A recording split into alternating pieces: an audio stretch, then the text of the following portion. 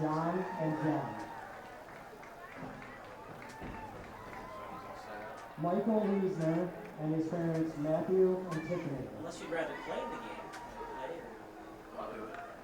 Lucas Waller and his parents Scott and Kim.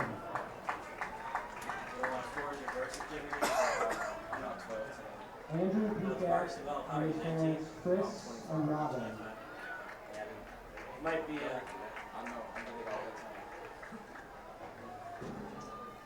Gavin Malik and his parents Brian and Karen.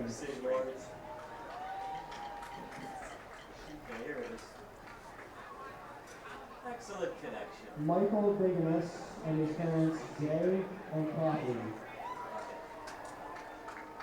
That's for another game. Not so sweaty. Sure, my family loves me. They bought me this sweet new collar. My dog bowl is always full of Fido's finest. Heck, they even take care of the personal stuff of my walk. Come on, who does that? But what really sealed the deal for me was when they installed a security system from Forest Security. Hey, I'm no watchdog, you know? Forest Security offers the latest in technology and security for our home. Yeah, I'm pretty good at keeping an eye on things, but I also have stuff to do, like sleep and socialize. A smart security system can provide around-the-clock awareness and generate instant smartphone alerts. They let the family know if something is wrong or suspicious. They do all of the work for us, 24 hours a day, 7 days a week. You know what they say, you can't trust a dog to watch your house or your sandwich. Call Forest Security today. Call us today at 708-452-2000 or visit forestsecurity.com.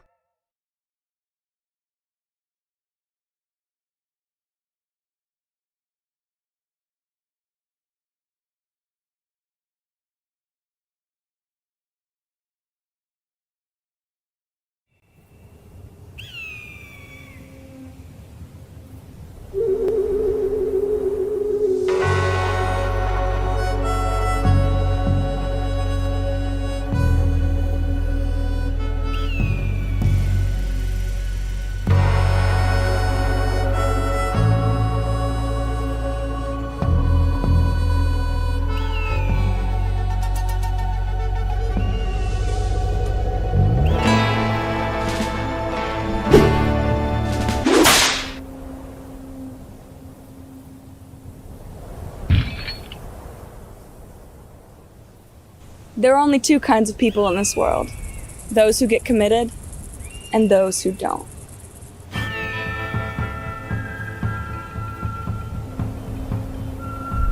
Before you find yourself in a housing standoff, get committed. Visit our website to learn more.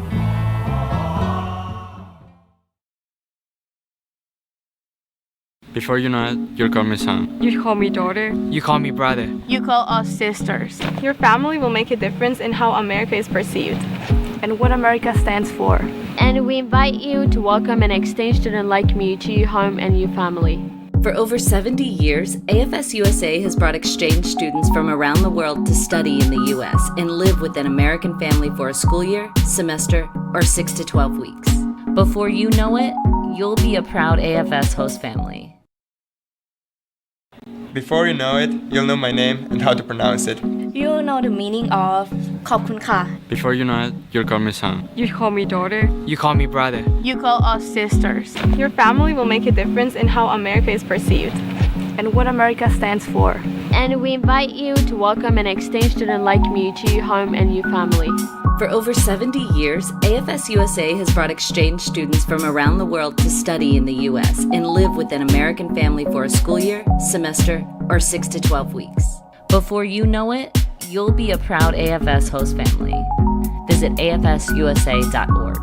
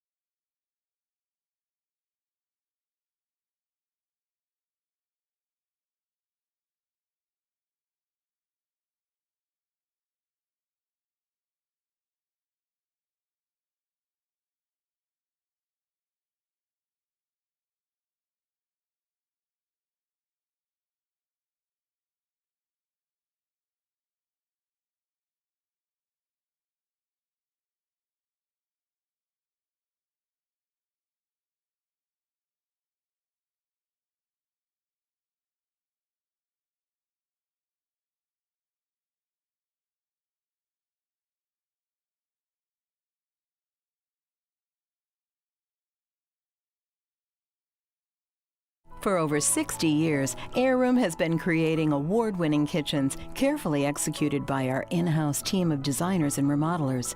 With a renewed focus on spending quality time at home, Heirloom has created its most affordable kitchen transformation program yet.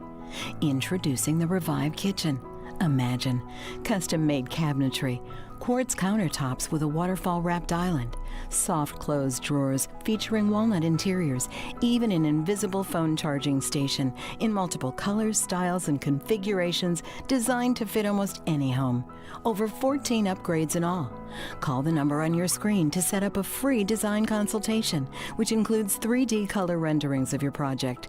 This limited-time introductory offer can be yours for as little as $4.99 a month, with zero money down or zero interest, and installed in as little as 3 weeks. The Revive Kitchen, with all the luxury and experience Heirloom is known for.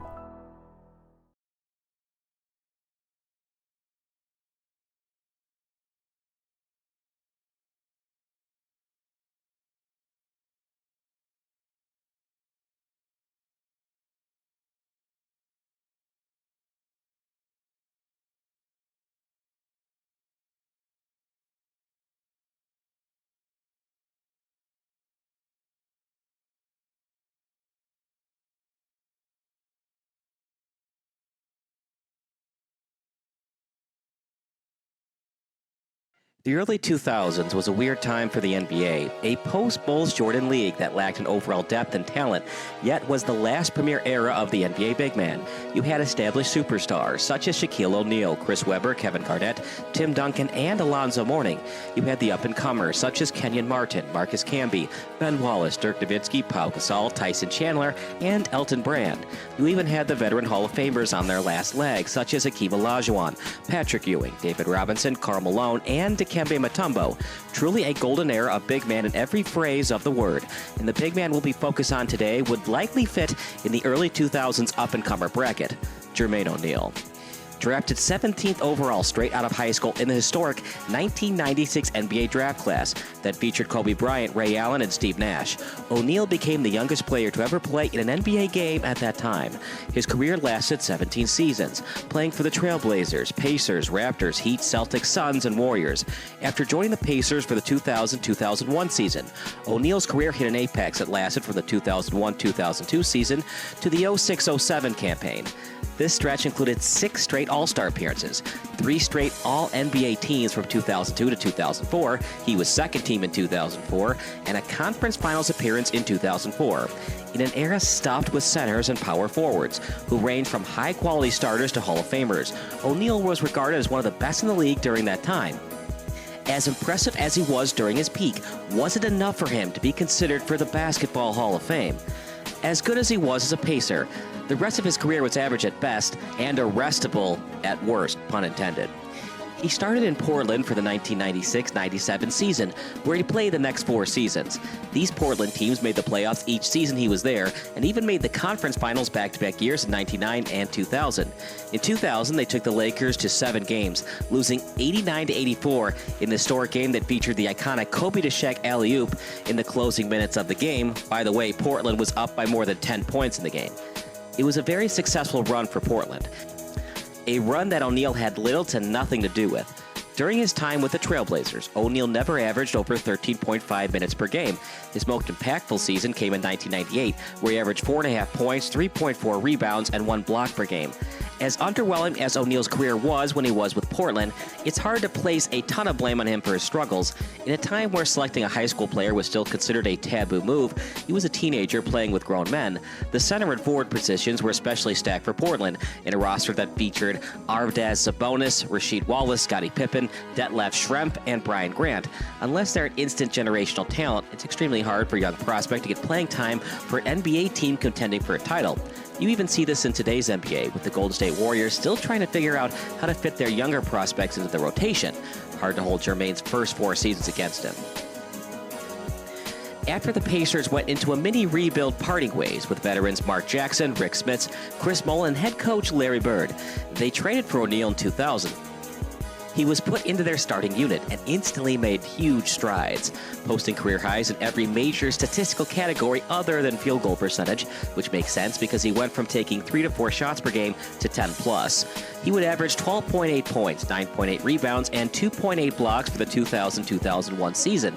His next 6 seasons would be what defined his stardom, as he would team up with future Hall of Famer Reggie Miller and future Defensive Player of the Year Ron Artest. But with an aging Reggie Miller and the unpredictable personality that was Ron Artest, O'Neal ultimately became the best player and most valuable player for the Pacers during this time. He averaged 20.4 points, 9.9 rebounds, 2.1 assists, and 2.4 blocks per game, shooting 45.9% from the field between 2001 to 2007. He also had 39.3 win shares, 25.7 defensive, 13.6 offensive, a plus-minus of 1.7, 1.0 defensive, and 0.8 offensive, and a player efficiency rating of 20.3 in those seasons. To put these stats in context, one player who puts up similar numbers to O'Neal in today's game is Domantas Sabonis. While a much better passer than O'Neal ever was, and not quite the defender, Sabonis has 43.5 win shares, 25.8 offensive and 17.7 defensive, a plus-minus of 2.3, 1.3 offensive and 0.9 defensive, and a player efficiency rating of 19.3. Sabonis just recently finished his 7th season. O'Neal's success on the court translated to the success of the team. The Pacers would win 312 games to 262 games lost and make the playoffs 5 out of 6 possible seasons from 2001 to 2002 to 2006 and 07. His play would get him into 6 straight All-Star games, the 2001 to 2002 Most Improved Player Award, and 3 All-NBA teams. His best season was in 2003 to 2004, where he averaged 20 points, 10 rebounds, and 2.6 blocks. He started 78 games that season, made second-team All-NBA, and finished 3rd in MVP voting. The Pacers would go 61-21 that year and make it to the conference finals, where they lost in 6 games to the 2004 NBA champion Detroit Pistons. By 2004, O'Neal was certainly in the conversation with best big men in the league. At that time, that conversation included players like Shaquille O'Neal, Kevin Garnett, Tim Duncan, and Dirk Nowitzki, 4 players with Hall of Fame resumes, if they're not in already. But it would be the 2004-05 season that would define O'Neal's career, and not in the way anyone would have hoped. The Pacers started off the season hot with a 7-2 start, which would have projected them to finish the season 64-18, 3 wins better than the last season of 61-21. Then, in a game against the Pistons on November 19, 2004, it all came to a crashing halt. The Pacers had a commanding 97-82 lead over their division rival in the closing minute of the road game in Detroit. After a hard foul at the rim on Ben Wallace by Ron Artest, an enraged Wallace came after Artest. Wallace had to be held back by teammates and security for multiple minutes, while Artest was moved by the scoring table, where he started to lay down. As Artest lay down on the scoring table, a fan threw a drink at him, which instigated a brawl that caused Artest and teammate Steven Jackson to run into the stands and throw punches at the fan. This incident was ultimately dubbed Malice at the Palace, a notorious brawl that transcended basketball and changed the landscape of the NBA forever. As some fans eventually started to run onto the court, O'Neal punched a man in the jaw who was running at him. He was subsequently charged with assault and battery for his role in the incident and was sentenced to a year of community service. He was initially suspended 25 games for the incident, but an appeal knocked that down to 15 games. Though O'Neal had a limited/non-instigatory role in the Malice at the Palace, it certainly left a black eye on his legacy as an NBA player, not something that bodes well for a Hall of Fame case. Once O'Neal got back from a suspension in December of 2004, he was never really the same player. On top of the suspension, he had to miss multiple games during that season with a lingering shoulder injury. He finished that season with 44 games played, and the Pacers finished with a 44-38 record. After beating the Celtics in the first round, they were ironically bounced in the semifinals by the Pistons. While O'Neal was able to make the All-Star team for 3 straight seasons following the Malice at the Palace, his play and ability to stay on the floor started to seriously decline. In his final full season with Indiana in 2007-08, he played in 42 games, starting in 34 of them. He averaged 13.6 points, 6.7 rebounds, and 2.1 blocks in just 28.7 minutes per game, all sizable drops for the numbers he put up in his prime. 2007-08 was the first season he wouldn't make the All-Star team since 2000-2001, and he wouldn't make any more of them for the rest of his career. He was traded to the Raptors in the offseason 2008. By the 2008 All-Star break, O'Neal had missed nearly a quarter of the season and had lost his starting spot to up-and-coming center Andre Bargnani. He would be traded to the Heat later that season and would finish his 41 games in Toronto, averaging 13.5 points, 7 rebounds, and 2 blocks. His 2009-10 season in Miami would be his last decent season in terms of his health and productivity. He would play 70 games, averaging 13.6 points, 6.9 rebounds, and 1.4 blocks while playing 28.4 minutes per game. A variety of injuries would further plague him for the rest of his career after that season.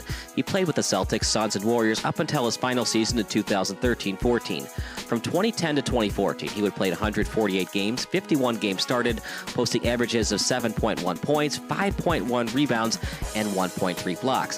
For the second half of his career, you could argue O'Neal was nothing more than a role player. Despite the late bloom and sour ending of his career, how did O'Neal compare to the other big man superstars of his generation during his prime? Remember, the Hall of Fame is voted by the sports writers. From 2001 to 2007, the top-tier power forwards and centers were Shaquille O'Neal, Tim Duncan, Kevin Garnett, and Dirk Nowitzki. Here's how O'Neal's stats match up against theirs, as you see the graphic here. From 2002 to 2007, Jermaine O'Neal shot almost 46% from the field, three-point percentage not great at 18.4, and 20.4 points per game, among other notable statistics. Dirk Nowitzki, much better, 24.6 points, 2-point percentage of 49.6, efficient field goal percentage of 51.3. Kevin Garnett, more in points per game, 2-point percentage is better at 50.5, efficient field goal percentage 50.1, free throw percentage much better at 80%. Tim Duncan, 2002 to 2007. Surprisingly, not that much more points per game than Jermaine O'Neal. 21.7 points, 50.8 field goal percentage, efficient field goal percentage of 50.9, total rebounds of 11.8. And Shaquille O'Neal, absolutely dominant. 24.1 points, efficient field goal percentage. This is insane. 58.4, 2.2 blocks, and a field goal percentage of 58.4. How bad was his free throw percentage? Pretty darn bad, 51.5. While each of those player stats are clearly a bit superior to O'Neal's, it's surprising to see how close he comes up to matching up with them. Shaq and Tim Duncan are top 10 players in the history of the NBA, and Dirk and KG are also considered amongst the best this league has ever seen. O'Neal is second in blocks amongst them with 2.4, just under Duncan's 2.5. The big difference between O'Neal and these four players was sustainability and team success. During this window, Shaq won 3 of his 4 NBA titles, 2 with the Lakers, 1 with the Heat. Duncan won 3 of his 5 titles. Dirk and KG would go on to win a title later in their careers. Also, O'Neal's only real case for the Hall of Fame is his 6 All-Star seasons. Shaq had an 8-year prime going into the 2001 season. Duncan won a championship in 1999, and he was able to develop himself into a championship-level contributor even when he passed his prime, making multiple All-Star, All-NBA, and All-Defensive teams when he was 35-plus years old. KG blossomed in an All-Star 5 years prior to 2001 and was an All-Star for 5 of his next 6 seasons in Boston after getting traded by Minnesota in the 2007 offseason. Dirk was just entering his prime around the same time O'Neal was and was able to extend it nearly another decade. To be fair, those 4 are some of the greatest to ever play the game. So just because O'Neal's career didn't play out the same as theirs doesn't mean he doesn't belong in the Hall of Fame. Some of the centers/power forward Tier 2 and Tier 3 stars during that time were Ben Wallace, Chris Webber, and Elton Brand. Here's how O'Neal's numbers measure against them. Jermaine O'Neal, once again, 20.4 points per game, efficient field percentage. This is where it kind of hurts him. It's only at 46%, so he wasn't that efficient of a player. Blocks, excellent, 2.4, and then fouls per game, 3.5. For Elton Brand, 20.4 points per game, efficient field goal percentage. It's better than Jermaine O'Neal, 51.5. Free throw percentage, it's still better, 75.2, whereas Jermaine O'Neal was 73.5. How about Chris Webber? Actually, Chris averaged less points per game than Jermaine O'Neal, 19.6. Player fouls, 3. Free throw percentage, 71. Total rebounds, 9.3. So Jermaine O'Neal actually had more rebounds than Chris Webber. For Ben Wallace, not a great offensive player by any stretch of the imagination. Only 7.9 points per game. But here's what hurts Jermaine O'Neal again. 47 efficient field goal percentage, just 46 for Jermaine. Ben Wallace stands out because he had little to no offensive game. He was, however, one of the most prominent centers in the league during that time frame. He was maybe the best defensive center in the league, making every all-defensive team during that stretch with 4 Defensive Player of the Year awards. He also made 5 All-NBA teams and was recently inducted into the Hall of Fame. The more apt comparisons to O'Neal would be Chris Webber and Elton Brand. All 3 have similar stats during this time. 2010 players who thrived in the post, pick and roll and mid-range. Webber, who's now a Hall of Famer, had the better career of the 3. Like O'Neal, he struggled to find his place early in his career, bouncing from the Warriors to the Bullets/Wizards before ultimately landing with the Kings. But despite this situation, Webber still managed to put up all-star level numbers. From 1993 to 2001, he averaged 21.8 points, 10.2 rebounds, 4.3 assists, 1.8 blocks, and 1.5 steals, shooting 50% from the field. He was also a couple questionable calls away from making the finals. Elton Brand, who's not in the Hall of Fame, has the most similar career arc to O'Neal. He basically had an 8-year apex from his rookie year in 1999 to 2000 to 2006 to 07. A couple games into the 2007-8 season, he tore his Achilles and was never quite the same player after that. He was an effective role player for the next 5 to 6 seasons, but not the star that he once was. He was in essence the same dilemma as O'Neal when it comes to making a Hall of Fame case. Was he dominant for a long enough time to justify him being inducted? After breaking his career down in full, it's time to answer the big question: does Jermaine O'Neal belong in the Basketball Hall of Fame? To answer a question with a question, would the Basketball Hall of Fame's legitimacy be in question if Jermaine O'Neal was inducted into it? The answer is no. O'Neal had a fine career, a good career, better than most NBA players and even most athletes can say that they had. At his absolute peak, you could have made the case that he was one of the best 10 to 15 players in the world. But as good as his peak was, it lasted between 3 to 6 seasons, probably closer to 3. The rest of his career was at best a high-end role player and at worst an injury-prone scrub.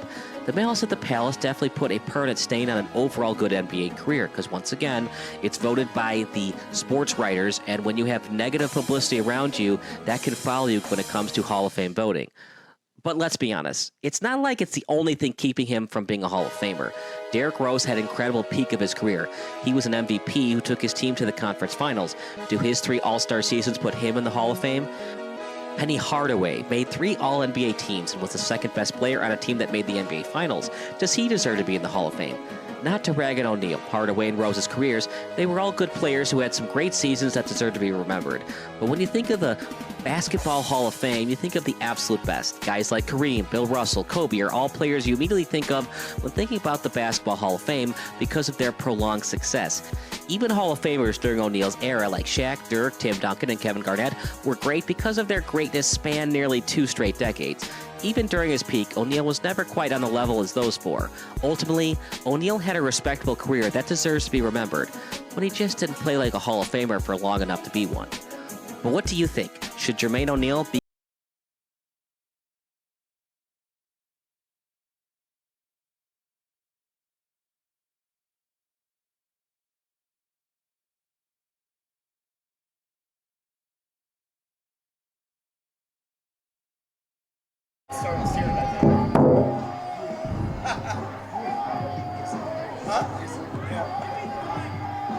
Typically, you would say yes to this. I agree. I think you come into that story, it's kind of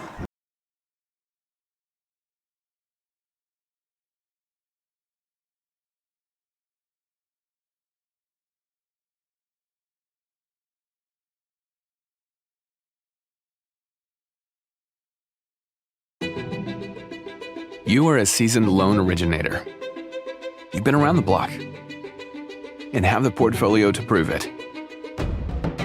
You should work here. You expect to be compensated fairly. You've earned the freedom to do what you're good at and the support that makes it possible. You should work here. You're a builder of relationships, a cultivator of trust, a deliverer of dreams. You should work here. You are a team player, a culture enhancer, and on most days, a smile provider. You should work here. We are Wintrust Mortgage. One of Chicago's top workplaces For the past 7 years in a row. And in case we haven't made it clear, We want you to work here.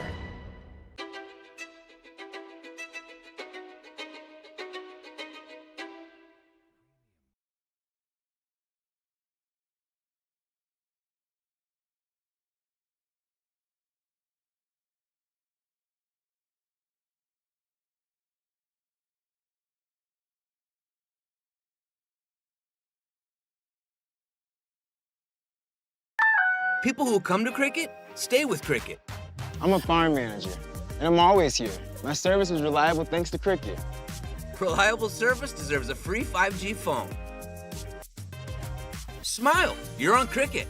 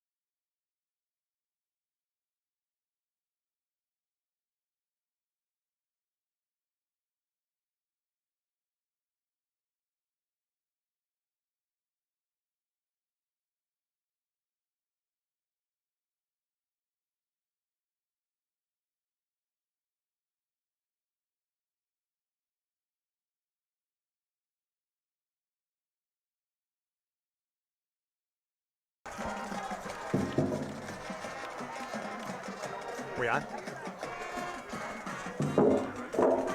Good evening, everyone, and welcome to Illinois High School Association football on the Sports Broadcast Solutions. My name is Mark McAndrew, and with me tonight is my broadcast partner, Rick the Body Guerin.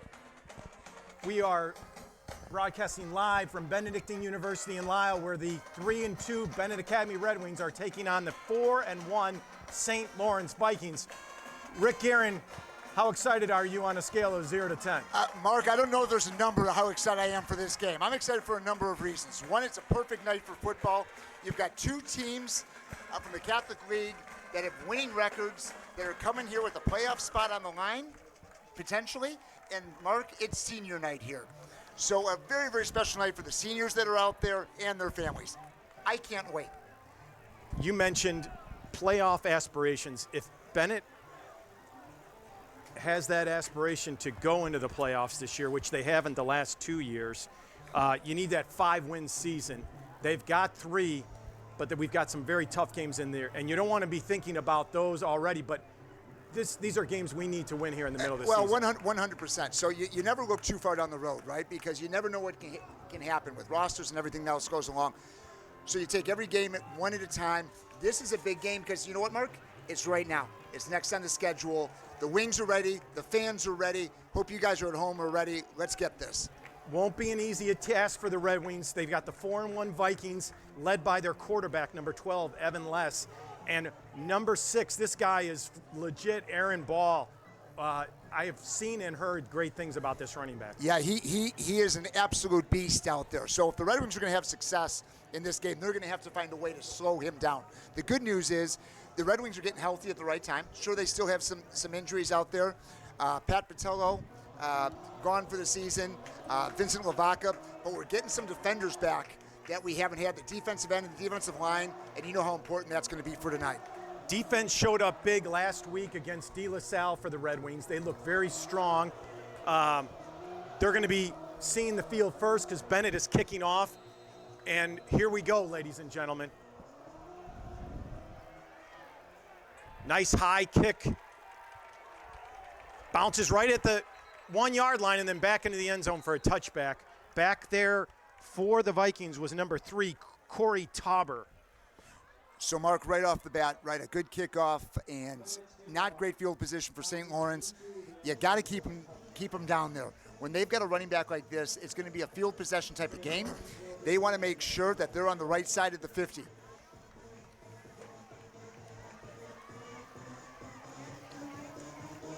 Vikings break from the sidelines. They come right to the ball. Split out here to the near side is Caden McHugh. Evan Less at the shotgun. Now ball moves to his left. And he's going to look left this whole time, and he throws it out to number 17. That's a completion to Caden McHugh, but Rocky Rosanova, Mark, was right there, not fooled by the play.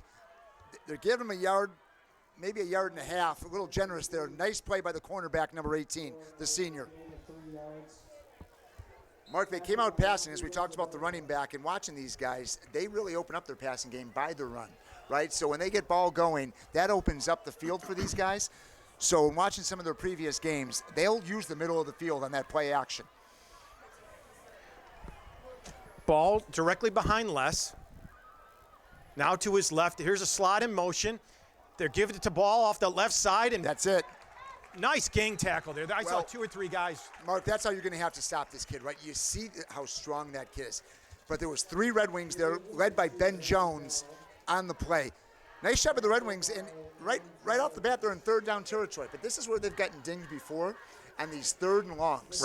Right. So it's 3rd and 6 for the Vikings from their own 24-yard line.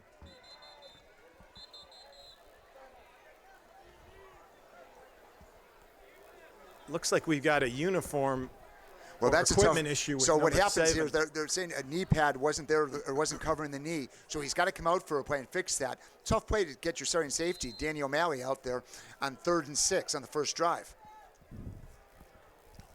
Les rolls right. He's got some pressure. Now he dumps it over the middle. He's got a completion. That's number 8, Rob Francis, with the completion, and that's going to be a first down for the Vikings at their own. So he was dangerously close to going over that line. 42-yard line, yes. yes. Yeah, he really was, but I think he was right at it. Nice play by the quarterback rolling out. I actually thought he was going to tuck it and run the way he hit that line of scrimmage, but he threw a nice ball. 1st and 10 for the Vikings at their own 42. O'Malley's back in the game. You know, that's a good break for St. Lawrence when you lose the senior safety on a play because of a knee pad. Here's that jet sweep to the far side of the field, and he's got some nice positive yardage, about a 6 or 7 yard pickup, Rick. So number 8 seems to be getting the ball a little bit. That's Rob Francis again, who's playing defensive back in slot for St. Lawrence.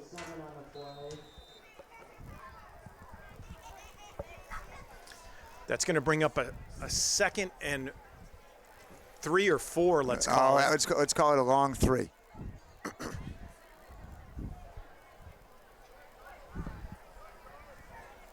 Evan Less standing at his own 45. Slot goes in motion. They're going to hand it off the ball over the left side, and he's got a first down, Rick. He's going to be right at the line, but they're going to call that first. You know why, Mark? Because it's high school officiating. High school officiating does not like to bring out the chains. 10 years of doing this, and I've seen it twice. And so they're moving. They're going to call that a first down.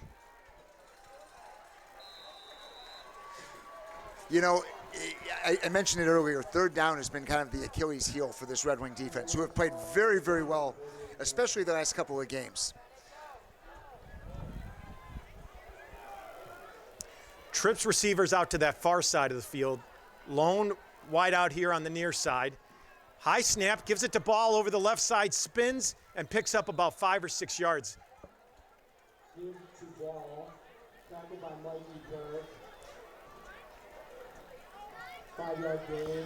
Go ahead, Mark. No, I was going to say early in that game last week against De La Salle, our front 4 did a really nice job of setting the tone. They didn't have any big plays against us, and it seems like we're struggling to maintain ball. Well, I'll right tell you now. something, Mark. I think the Benet defense sometimes get in trouble is when they play tempo. This team is going back huddling. I think this is an advantage for Benet. They're not going to get worn out as quickly. They're able to get the personnel they want on the field. We just and sometimes they jump the snap. So that's a silly play when you're right there. Watch the ball.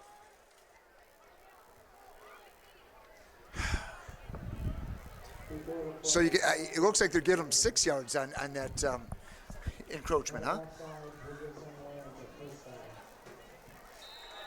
You can't have mistakes like that. No. You're giving them first downs. You're giving them the opportunity to stay out on the field.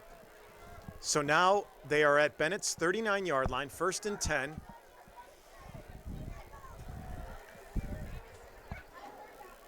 Slot comes in motion. They're going to give him to that jet sweep to this near side, and he's bottled up quickly. Tackle made by number 6, Daniel Flores. Boy, that's a great tackle. He had a full head of steam coming around the end, and Flores was right there to finish it off. Nice job by the defense there. Looks like it's going to be 2nd and 10.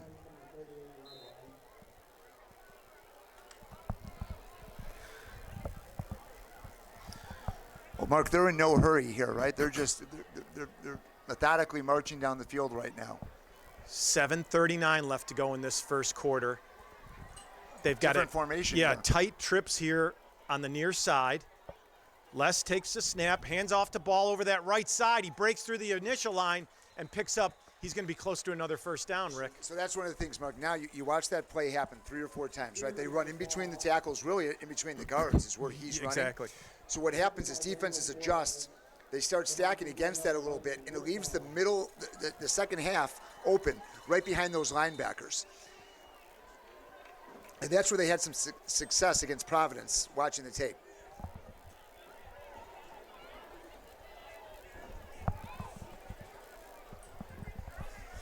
First and 10 from the Benet Academy 28-yard line. 7:02 left to go in this first quarter.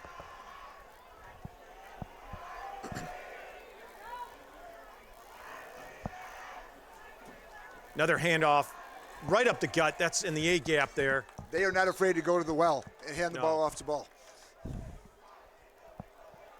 I mean, he's a workhorse. I mean, is that his 5th, 6th carry here on this first drive? Wasn't there a ball at Wisconsin? It sure was. And he looks like him. He's a big, strong guy. He hits the hole really hard.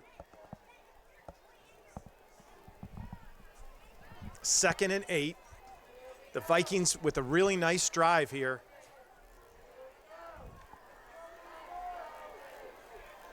Yeah, it's interesting that you said the tempo. They go to a huddle each time. Yep. A lot of our high school teams that we've played. Now they're going to do a quick screen pass here to the left side. That's to number 17, Caden McHugh. So that play was made by the block that came over. That was a textbook play, right? That play never works unless you get the blocking on that cornerback. And they came across and really knocked the guy down on the ground. Nice play. And they just keep moving those chains, Rick. That's all they're doing. That's exactly right.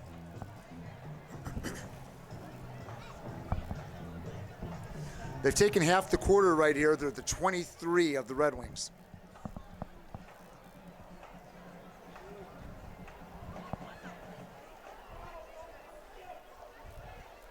Slot goes in motion to that far side. Les waits for him to get set. Here's the snap. Hand off the ball. Oh! And he fumbled it. Oh, and Les. I want to apologize to the folks at home. Sorry, there was a loose ball and a fumble there. Senior night. I happen to have a senior. Got a little excited. Ball dropped it after a nice hit by Will Van Summeren. That was a stick. And unfortunately, it bounced right into Les's hands. Well, I talked earlier about some of the guys we got back on that defensive line. Laurence Van Summeren, Larry, as he's known at home, is one of those kids, and absolutely laid a licking on that kid. Great play. And you know what? You don't get the ball back, but the kid who got hit's going to remember that kid is out there and he's coming. Now ball goes in motion to that far side. They were looking to dump it off to him. That's I think Liam on Rooney. Like a screen. So Liam Rooney came from the defensive tackle, an outstanding play by Liam to knock that ball back because they dumped that off. They had some blockers out there. It would have been a big play for St. Lawrence. Liam, a 6'4" junior, got up and then some. That was 6. He played like a 6'6" player there. Liam's a big, fast, strong junior who's become a really nice player for this Red Wing defense. Here's the third down and long, Mark. Split out to that far side. Les rolls right. He's got some pressure. Now he's got a receiver open but he overthrows him. So not a good ball there, no. Right? So ball came up. I'm saying ball quite a bit. I don't know if you're picking up on that.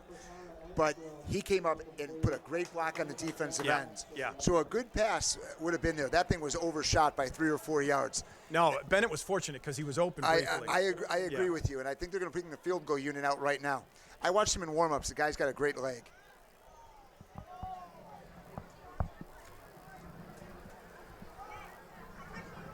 Colin Bagley from St. Mary's Grammar School. Oh, yeah. Ball is going to be placed down at the 36, making it a 46-yard field goal. Here's the snap. Ball is down. Kick is up. Wide right. Nope. No, he nailed it. Nope. You know what I always say? 0 for 1, Rick. If it goes through the uprights, it's usually good. Well, listen, if I'm Benet, I'm taking that as a win. It was a long drive. They stopped in there at the end, right? And they showed that they can play with this offense. This is not an overly big offensive line. Matches up pretty good with Benet. So the way they march down the field, you settle for the 3, you put your offense out there, and you get it right back. That's the message you send. And if I'm St. Lawrence's coach, it's, hey, we had a nice drive. We moved down the field. We took a lot of time off the clock. And although I would have liked 7, 3 is still a good way to start off this game. And we had a nice drive. And now let's let our defense do their work. So we saw a real good second half by the offense of Benet last week at De La Salle, right? Yeah. They were a little out of sorts, let's call it that way. Okay. Ryan did a nice job, led by a couple of seniors out there. Guerin and Biggins at the guards, here with their families on senior night. And in the second half, Ryan Kubacki settled down, had some big plays to Rocky Rosanova. Unfortunately, his other target, Pat Patello, as we said, sustained an injury. So it's up to these other receivers, next man up. And that's the mentality this offense has to have. McKeague's back there, back for Benet. I think Doyle's the other one. Doyle's a sophomore that they pulled up. Watch him. Very talented player, Rick. And you're not kidding about that kicker for St. Lawrence because he just drilled that through the back of the end zone. Benet will take over. I have a reporter that's in California right now who's watching the game. Appreciate you, Neil Fitzgerald. He thought that ball was wide right as well. I don't know why people are trying to support you when I said it was good. It was clearly good, and yet you're trying to get people to text in from the West Coast? Mark, I'm just going to say it once, and then we're going to go to the next subject. I'm more likable. All right, let's get this offense going. Look for Rosanova, McKeague, Luke Wild. Watch for a big game out of Dylan Walsh tonight, 47. He's going to have to take some of those receptions that Patello had and give them a different look. So here he is in motion right out of the gate, Mark. That's going to be a quarterback keeper. So, Mark, and Kubaki's got a nice pickup of about 6 or 7 That's a design play, yards. right? So what you do, this St. Lawrence defense is very aggressive on the front 7. They're going to show a lot of blitzing. They're going to come at you from different angles. They're not big, but they're quick and they're aggressive. So obviously the coaches at Benet watch that tape, and giving that quarterback that other look like that, that can maybe slow them down a little bit from some of the things they want to do defensively. Charlie Kane got beat up a little bit, banged up a little bit last week, but he's back in the game, and he takes a pitch left, and he's going to be close to a first down. I think he's going to be just short, Rick. He's going to be short. There's about a yard short. So, listen, the last thing you could do if you're the Red Wing offense is go 3 and out, right? So I expect this to be right up the middle here, maybe behind that left side of Rhodey and Guerin. 3rd and 1. This St. Lawrence defense is tough. They're led by number 44, Jace Chamberlain, 6'1", 225. Their linebackers are very good, Jacob Bailina and Connor Cleary. Kubaki. Boy, it looked like somebody moved to me, but. Yeah, they're looking back for their signal now. I would be surprised if it was anybody else but Charlie Kane with the ball. off the left side, Mark. Kubaki's going to throw it to Kane off that left side. He reached. He's going to be really close. So he's going to be short. And, Mark, he got a great job getting back to the line of scrimmage. Boy, I think you got to go for it here. It's senior night. You run behind the big hogs, and you get yourself a yard here, and you keep the ball on. What do you think about a fake punt? I don't.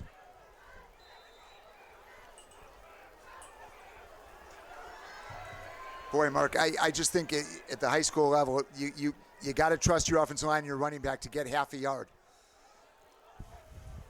Aaron Becker handling the punting duties, takes the snap, gets a nice end-over-end kick. Fair catch called for at the 35. Now, Mark, it's a great punt. If you hold him here 3 and out, that's the right call, right? I mean, but so many things. You saw Becker go down low. He hits his knee when he catches that ball. That ball is down right where he touches his knee. Yeah. So if you have something like that,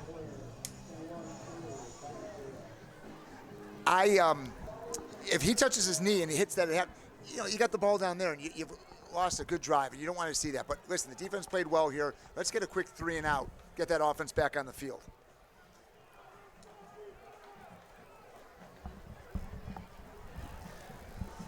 .225 left to go in this first quarter. If you're just joining us, St. Laurence took their first drive of the ball game and moved downfield and, I don't want to say settled, but resulting in a 40. It was a long one. 46. Yeah?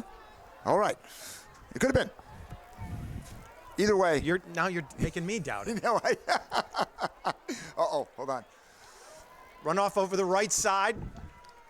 Boy, this ball, look at him. He dragged moving. 3 guys. It looked like he was barely getting back to the line of scrimmage and got 4 yards, right? Mark, I think he was initially hit 2 yards behind, and he took 3 or 4 defenders 4 yards.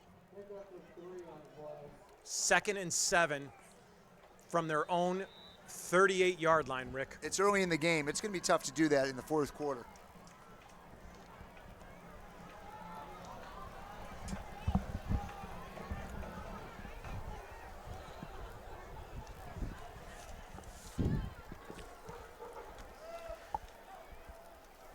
Hand off the ball over the right side. He cuts back, and he's got another first down. You know, they blocked Walsh right out of that play. I don't know if you saw it. He was at the left end, and they came in and pinched him in. That was a nice design play by the Vikings. They marked him short, Rick. It's going to bring up a 3rd and 1. You want to guess who's getting the ball here, Rick? Listen, I am certainly not an offensive coordinator, Mark, but I'm guessing I'm giving the ball to 6.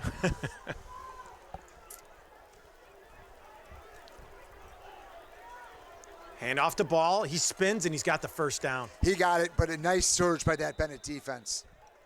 But he got it by about a yard.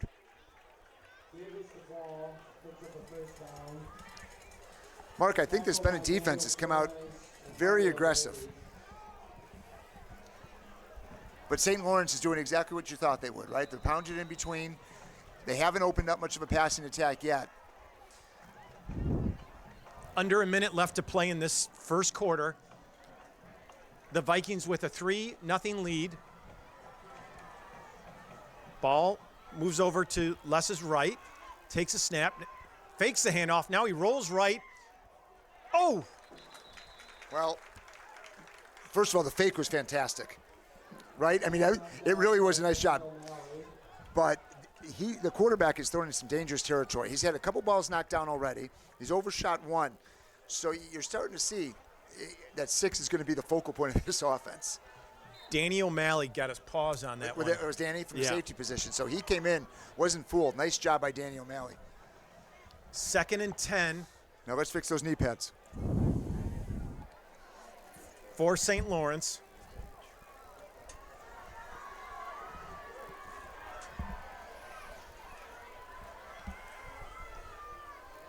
Quarterback does that ride and pulls it. Now he keeps it. He's got a first down. Everybody was keen on ball. Yeah. he pulled the ball and then ran over that right side. Dangerous play when that quarterback has to pull it out from that right. I mean, that was a nice run, nice tackle by the Benet defense, but you got to be careful on those when you have a running back that's as fast and strong as Ball, and you're trying to take it back from him. No, you know that's where the fumbles occur.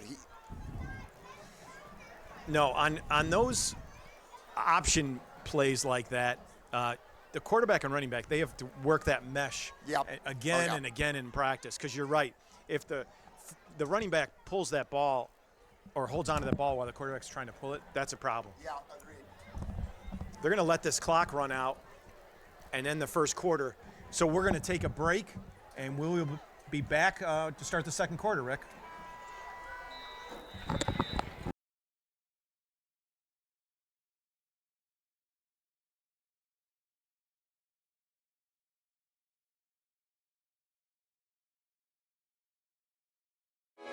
Sports Broadcast Solutions is a broadcasting network for everyone. SBS offers live telecasts on Channel 59.3, YouTube, or Twitch. We include pre- and post-game interviews with the players. You know, it started in the locker room. All the boys were getting going before the game and stuff, and we kind of found a little click at the beginning of the game, so I think that's what got us going. We also include digital live statistics, play-by-play commentary, team highlight reels, and even more than that. Go online to sportsbroadcastsolutions.com or search Sports Broadcast Solutions on YouTube. SBS, a broadcasting network for everyone. Sports Broadcast Solutions.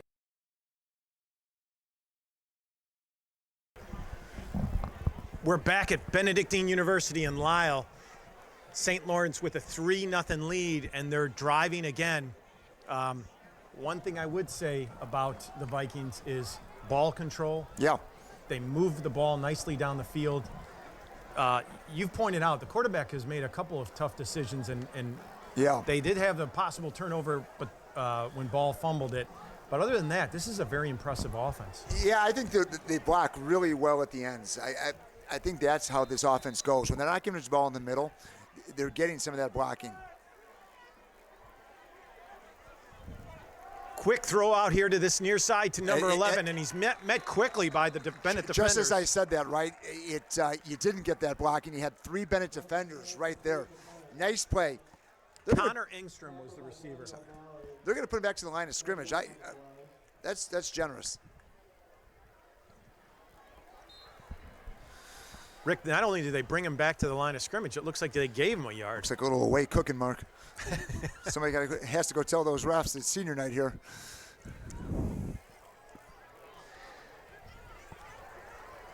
McHugh is that receiver on that far side, all by his lonesome out there. Watch the second guy is the lead blocker.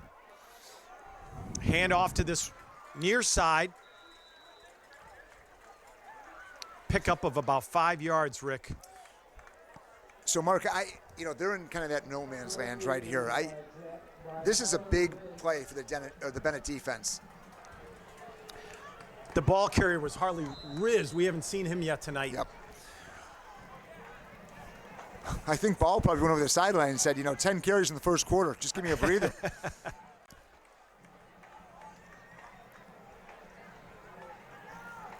Les looks to his left, hits Caden McHugh, and he's got some blockers, and he picks up a nice gain. Well, both receivers on that side took the defenders back 3 yards. Yep. Right? Again, that play doesn't work unless those receivers block, and that was textbook. And conversely, as the defensive back, you've got to fight off that block and come up and make the tackle. So 1st and 10, the Vikings are driving at Bennett's 27-yard line. 10:22 left to go in this first half. Mark, Bennett's got some nice pass rushers on this defense, and they're running an offense right now not to give them a lot of time to make a difference, right? All the plays are in between the guards, quick hits, or these quick screen plays that are going out. So right now they're attacking the interior of this Benet defense. Ball picks up 6 yards to bring up a 2nd and 4, maybe 2nd and 5. They're at Bennett's 22, and they're knocking on the door, Rick. This Benet offense is going to be fresh when they come back out.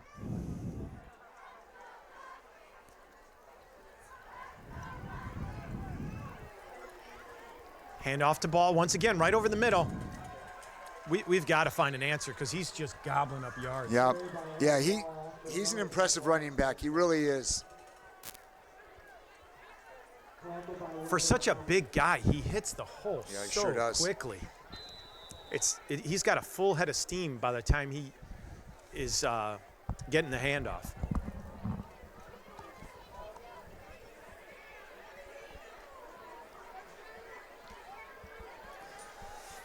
Kerry and Tracy Vale just walked into the arena. Alumnus of Benet Academy.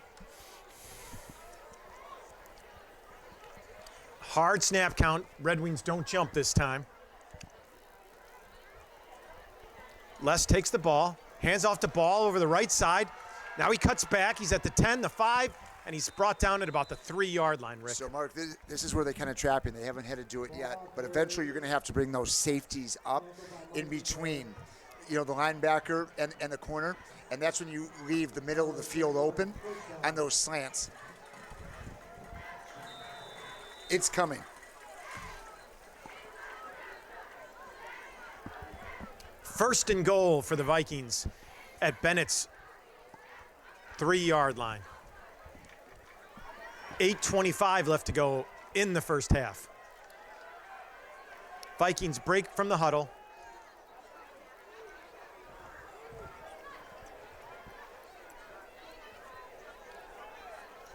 Hand off to Ball, right up the gut. Nice job. And this time they stop him. Not sure who that was. It might have been Rooney in on the tackle.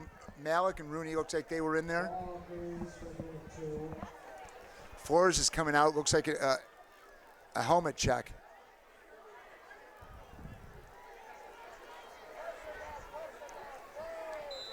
Linebacker Mikey Burke also stuck his nose in there to help bring him down. I don't know if you can hear the Benet cheerleaders, but one of my all-time favorite cheers going on. Pushing back, way back. That one never gets old. It really doesn't. So applicable. Oh, always works. Always works. 7:30 left to go in this first half. Now they've got a very tight formation. They're going to hand off the ball off that left side, and he just strolls right in. Touchdown Vikings, and that's going to make it 9-0. Well, there was no secret where that ball was going, right? I mean, right to the end zone. Listen, Les doesn't have to throw the ball if they're going to. No, you're right. But, Mark, I think the defense is doing a really good job. I think the offense has got to come out and have a sustained drive. You've got to keep that defense fresh, right? You got to get them off the field for a while, and you got to move the ball down the field. If anything else, you've got to give your defense. You have to give your defense a break. Yeah. You can't go 3 and out and then go against a running back like this, an offense that's just going to punish you. Colin Bagley. That's good. Too little, too late. 1 for 2. Too little, too late. 1 for 2. All right, with 7:25 left to go in the first half. Laurence 10, Benet nothing. We'll take a break.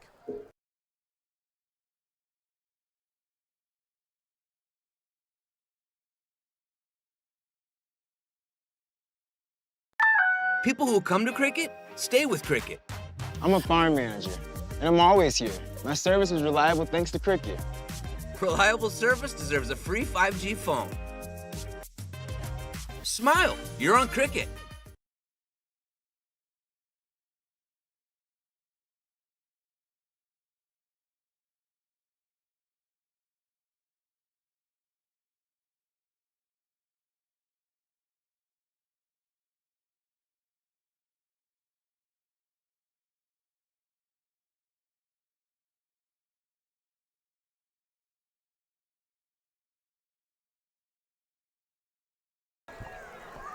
We're back. St. Lawrence about to kick off to Benet after their 7-point score, making it 10-0. Ball is fielded at the 2. At the 10, this is Doyle, I think. So Doyle's the sophomore. Right. Brought up. Very talented, very fast. Doyle takes it to the 23, 24-yard line. That's where Benet will take over. So you're looking for Doyle to take some of that production from where Pat Patello was, right? Similar player, but he's a sophomore, so he's getting into a big game here. Knows it's a big game for the Red Wings. We'd love to see him break a big one.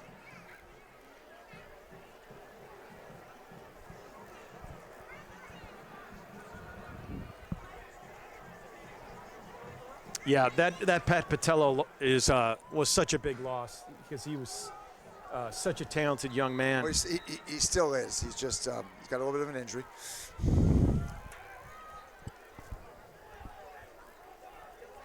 Looks to his left, now right, dumps it off. He's got a receiver open. There it is, Mark. So, Mark, that was Luke Wild. That's Luke Wild, the junior. And I just want to jump in. That's how you attack a defense. That's an aggressive front seven. You get it out quick, you block, you seal it off, and you let your playmakers make plays. Exactly what the Red Wings needed. Great execution there. Kubacki looked left, then spun to his right and hit Luke Wild. There was some nice blocking downfield. Sure was. And nice gain. They're into St. Lawrence territory. Kubacki rolls left, now dumps it off. That was Rosanova. So I think he heard some footsteps. I think so too, but as a taller receiver, you got to put it, Rocky will catch that 99 of 100 times, right? But you got to put it where you can get it and do something with it. I like the more aggressive play calling, though, on the first two plays, Mark, to come out. 2nd and 10 for the Red Wings. Declan Walsh in that X position. He's standing right in front of Kubacki. Now Wild goes in motion, and that's to Kane right up the gut. Maybe 2. 1.5 to 2 yards there. So you got 3rd and a long 8.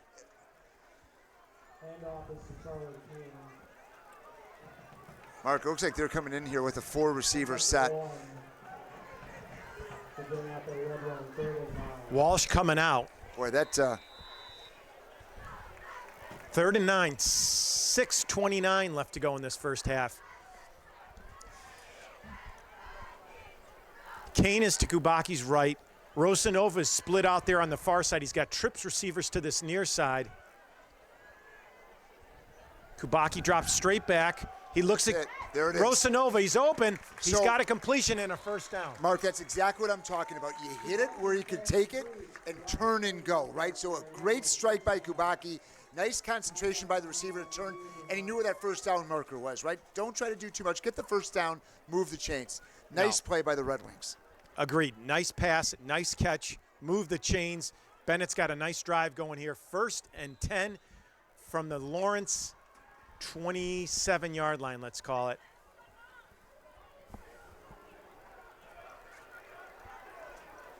Wild and Rosanova here on this near side.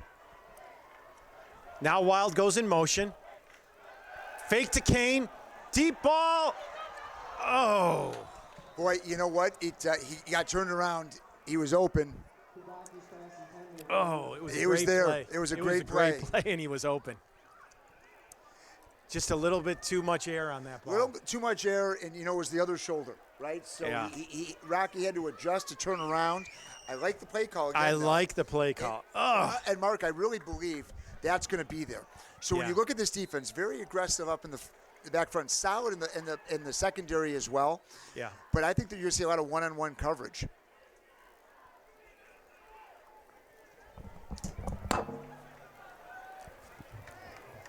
You got Rosanova on that far side. You got Wild, and I think that's Doyle in the slot.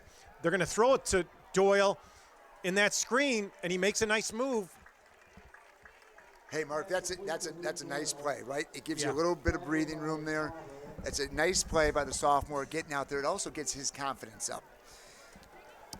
Big play here. It's going to be 3rd and a long 6, let's call it, maybe 7 yards, Rick. This is a big play.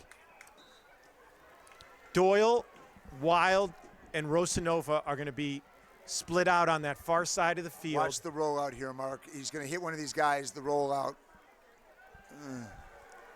Throws back. That's Aaron Becker. Oh, boy.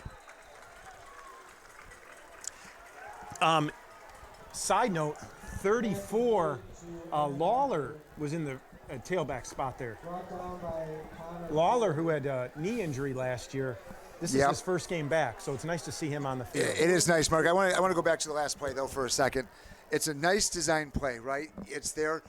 You know where the first down marker is. You know what you have to do. You bury your head and you go.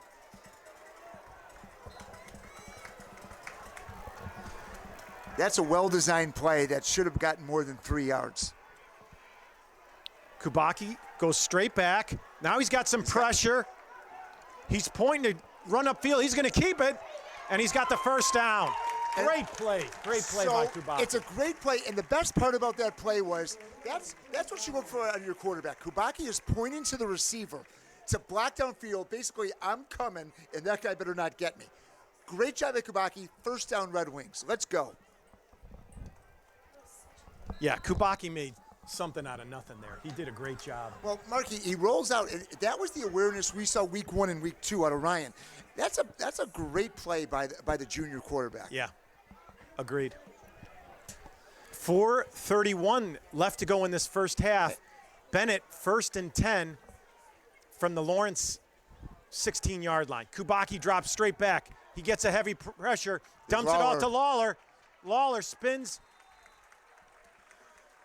So, Mark, that could have been worse. He lost a yard on the reception, but a sack would have put you way back and in tough territory. Actually, they lost about 3, but it still could have been worse. This possession is keeping the defense off the field for a little while, but you got to come out of here with at least a field goal. You got to at least make this a one-possession game. Loss of 3 at 2nd and 13.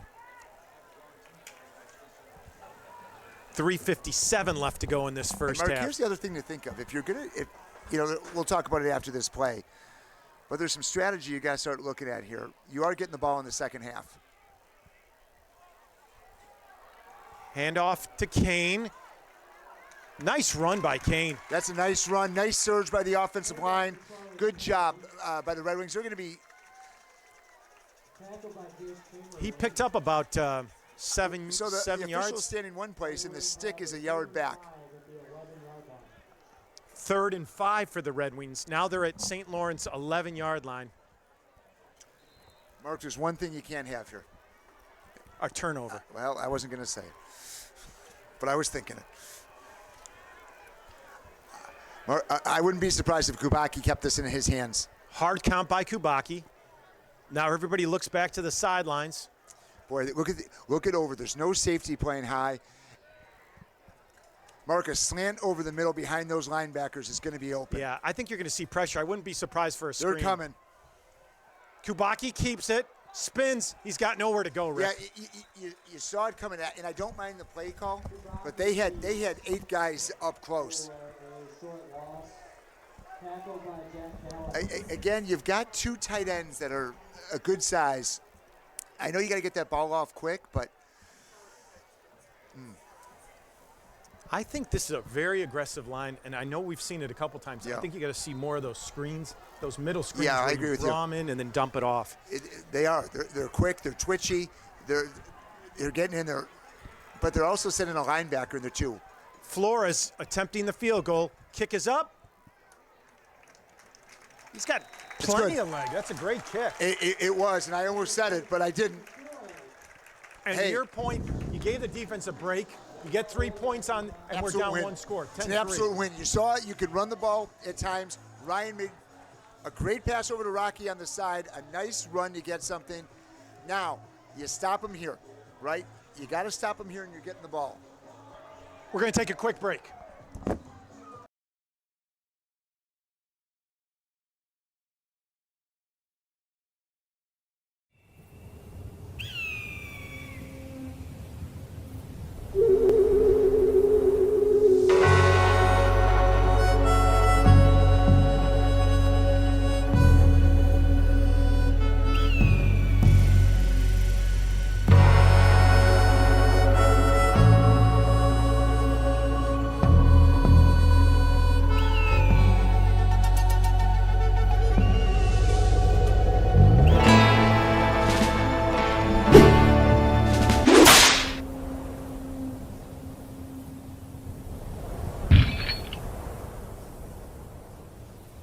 There are only 2 kinds of people in this world.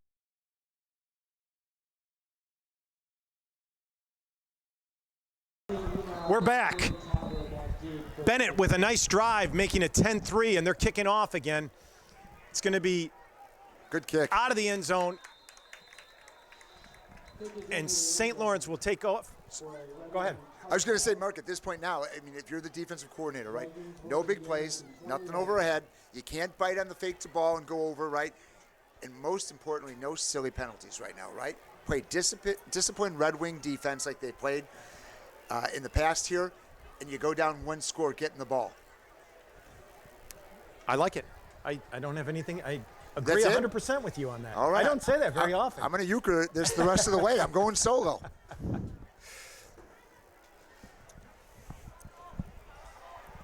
We've got to find an answer to stop ball, though. We're going to have to in the second half, Yeah. and they're going to make the adjustments to do it, right, Mark? Honestly, it's 6 here, 3 here, and he has been bottled up. The defense has done a great job. See, now look where Getz is playing in the middle of the field. Yeah. Ball gets it over the left side, breaks one tackle. Now he's got some running room. He's at the 40, the 50, and he's gone, Rick. Oh, my God. Exactly what you say not to happen is some big play. He got to that outside, and there was no one there. No one there.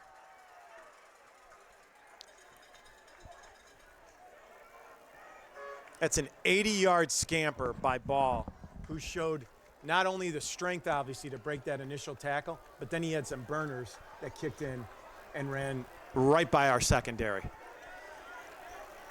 Well, he showed he's got speed to the outside. He blew by that defensive line, and then he beat the safety to the spot. And you just can't have a play like that after you come down, you have a nice drive, and you score. I mean, Bagley's kick is up and good. Do it. And that makes it 17-3. I feel like Hawk Harrelson up here. I feel like I'm going to fall out of my seat. I mean, all right. Wow. That's just a kick in the gut because, to your point, we hold them. We get the ball back in the second half. But you know what, Rick? We got a minute 58. There's time. Oh, it's high school football. Anything can happen. You've got time. There's absolutely no doubt about it. You've got a lot of game breakers on this Red Wing offense and on this kickoff team. So, listen, one play the other way, it goes right back. But if you're an offense, you can't be discouraged about what you just saw. You got to go out there and do your job. Doyle and McKeague back for the Red Wings. They're both standing at about the 2-yard line. They're respecting Bagley's leg.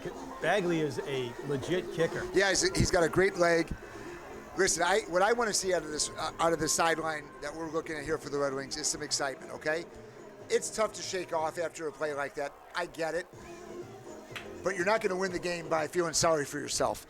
Let's go out there and do your job.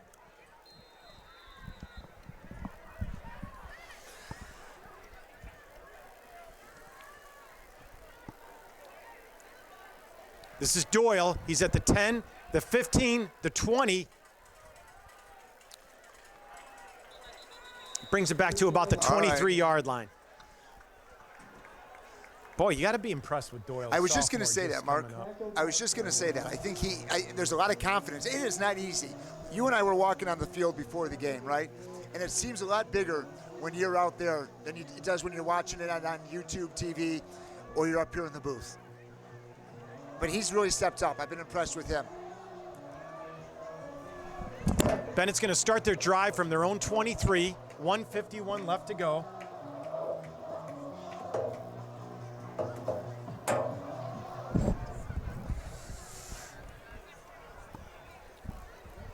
All right, let's see the offensive line set the tone here, Mark. This is where you got to go to your senior leadership and say, let's get this right back.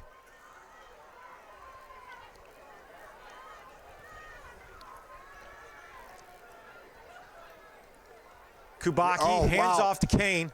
Mark, I don't know if you saw it, but number 77 just took his guy and put him back on the 20.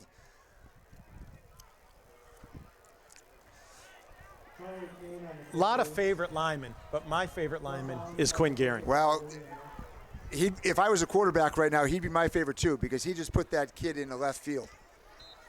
Pickup of 4 for Kane. That's 2nd and 6 from their own 27. Kubaki's got Kane to his right. He's going to drop straight back. He tries to throw it out to Kane. Looks like the ball was tipped at the line of scrimmage.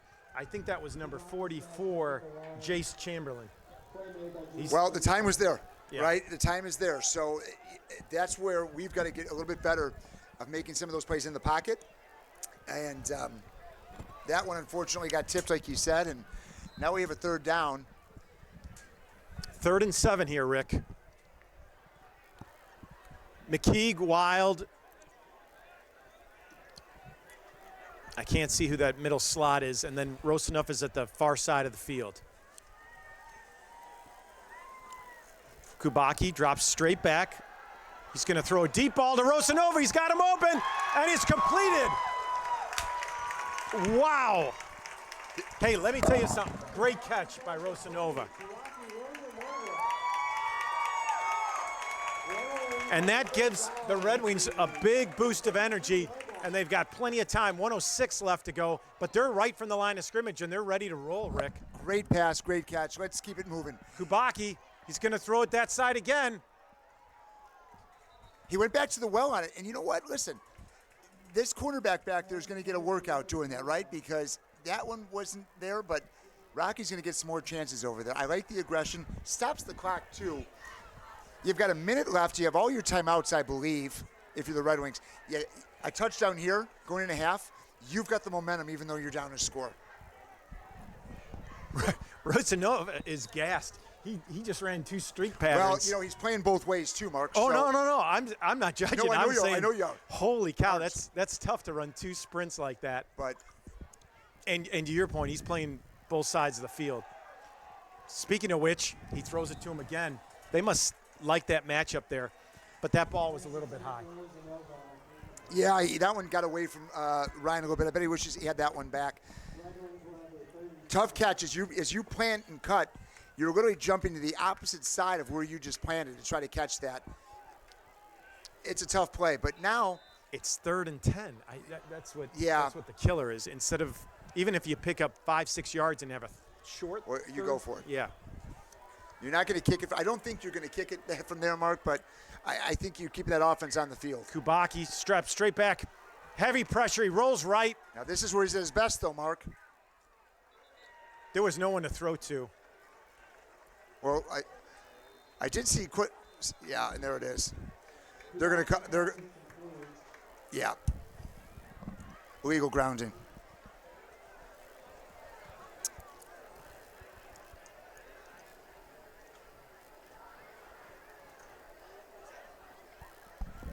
It's declined.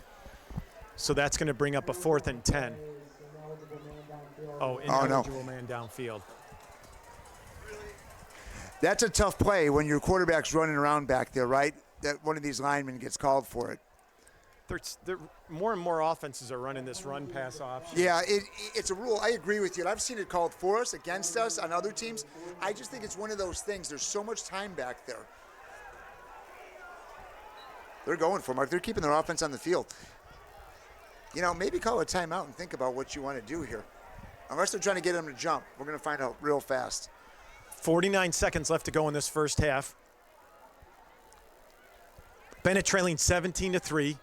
4th and 10 from St. Lawrence's 33. Kubaki drops straight back. And there's an interference call. I was just about to say that looked like there was some contact before the ball. Wow. That's a pass interference, as Mark had said, and a much-needed sigh of relief from this Benet crowd and this Benet announcer. Hey, we'll take it, Rick Aaron. And Mark, the thing is, if he doesn't bump him, I don't know if he's making that catch either way, but he came up just as the ball was getting to him, and there was pretty obvious contact there. That'll make it 1st and 10 for the Red Wings. 43 seconds left to go. Who was the receiver on that one, Mark? Rosanova. It was Rocky. Yeah. Okay. They clearly like that matchup on that side. Well, you know, fourth or fifth time they've tried. Here's the other thing, Mark. He's the senior that's been out there with the quarterback the most, so there's a comfort level there as well. But you're right. They see something, but they're not putting a second guy over there. And I think that's probably what Bennett's waiting for, so they can start looking towards the middle of that field. Luke Wild is here on this near side. Rosanov on the far side. He's looking rocky the whole way. Well, it looked a little high, and Rocky was trying to bring it down, but then he got a big hit.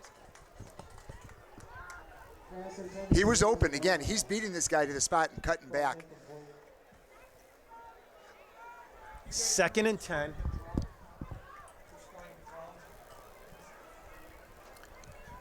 .39 seconds left to go. Benet trailing 17-3. Ball on the 17-yard line of the Vikings. Kubacki, he's going to keep it. Running left, spins, and he's brought down at the 15. Boy, you know, he's a tough kid, right? He didn't look for out of bounds on that one. He didn't look to slide.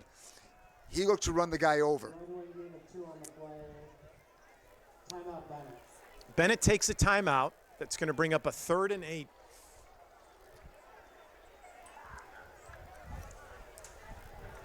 I think you're right. Kubacki clearly was not letting up, and he was not going to run out of bounds or slide or anything He like wasn't. that. And, you know, and part of that is as he plays, he's going to realize maybe you do slide, save your body a little bit. It's a 3rd down, but he's a tough kid. He's a tough runner.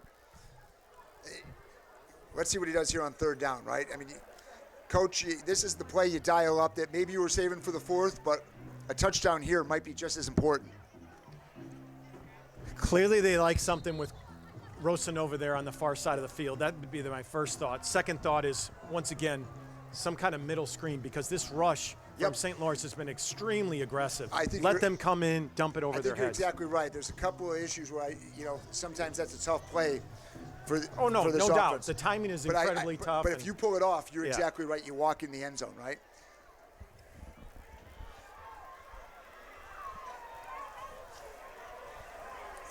I wouldn't be surprised if he fakes right and throws left to Rosanova here, who's got one-on-one coverage on the near side of the field. Formation. See what they're doing here. Watch this. He's looking at him the whole way.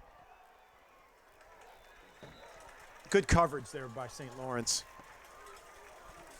I think Ryan had to throw that a little earlier than he wanted to. I think as you talked about that aggression from the front 7, they came with it a little bit, didn't give a lot of time. Flores is going to come out here for the field goal. Ball's at the 15, so that means the ball will be placed down at the 22, making it a 32-yard field goal.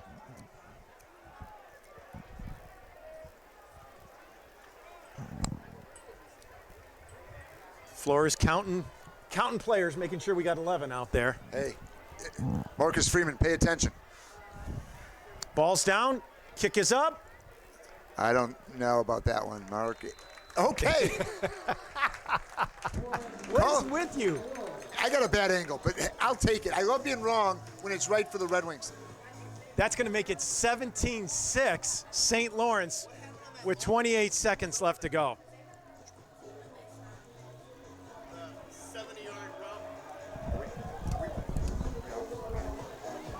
We're going to take a quick break. What are you talking?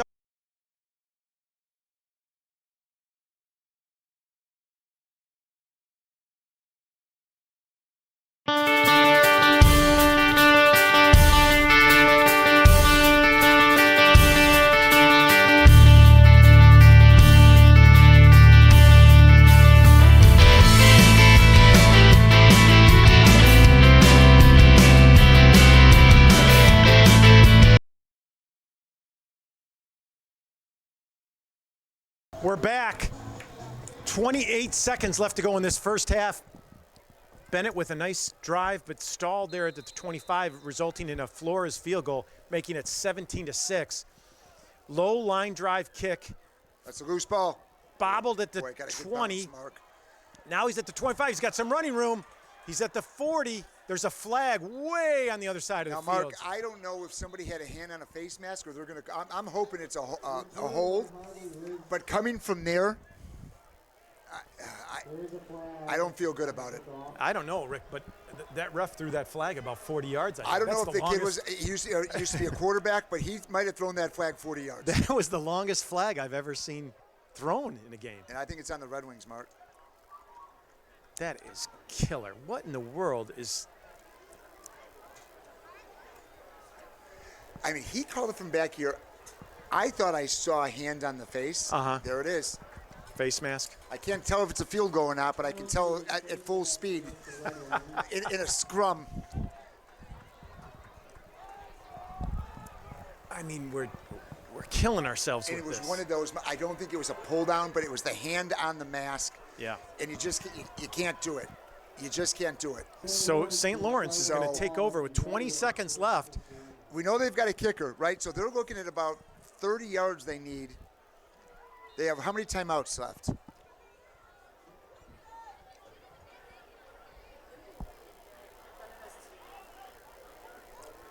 Hand off the ball over the right side. Flores, or I don't know if it was Van Summeren or Flores, literally got ripped to the ground. Here's the Aaron ball, tackled by Mikey Burke. Middle linebacker Mikey Burke on the tackle there. Nice play. Ball got back to the original line of scrimmage. To answer your question, I think Laurence had taken one timeout previously, and I know we took one timeout. So I think there's 2 left for either team, or now one timeout left for Laurence.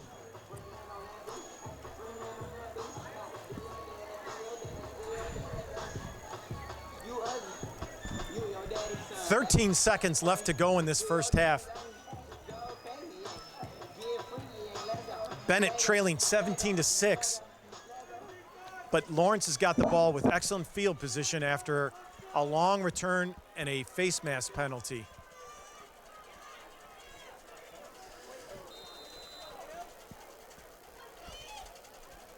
Slot goes in motion to that far side. Ball now steps to Les's right. He's going to look left the whole time. He's got the receiver open. There's completion, and he's got a first down to about the 31-yard line. And he got out of bounds.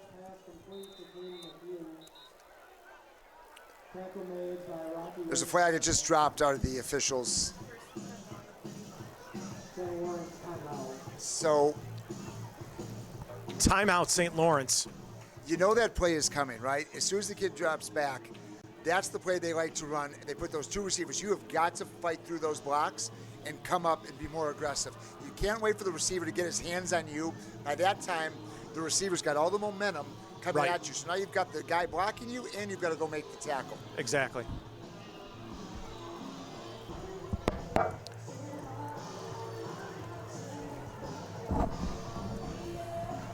I mean, the music hasn't been bad in the first half. Footloose playing right now. Kenny Loggins. You roomed with him in college, didn't you? My problem, I like Footloose. I just don't know if this is the right time.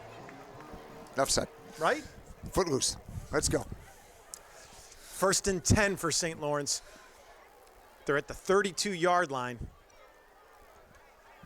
I'm telling you, even right now, they're within field goal range. Yeah, the way he was kicking, Mark, in warm-ups, it's a little bit different when you got guys rushing you, but he showed he has the leg to do it, right?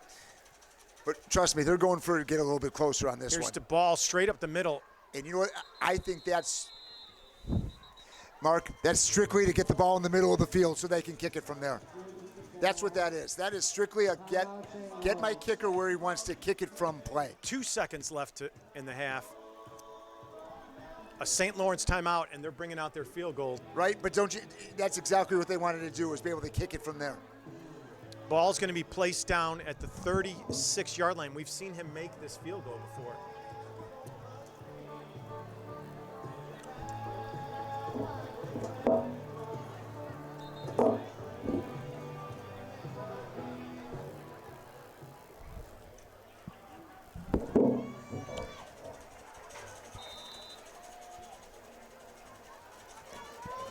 Here's the field goal attempt. Snap, ball's down, kick is up. And he's got it, Rick Aaron. That's going to make it 20-6. And I'm not really sure why, but the clock says there's 2 seconds left, but that's not possible. So that's going to end the half. So we're going to take a break. Benet trailing 20-6. We've seen some good football here. We're going to get the ball in the second half. We're going to need to score on that drive. So let's come back at halftime, and we'll see you in just a few minutes. Thanks.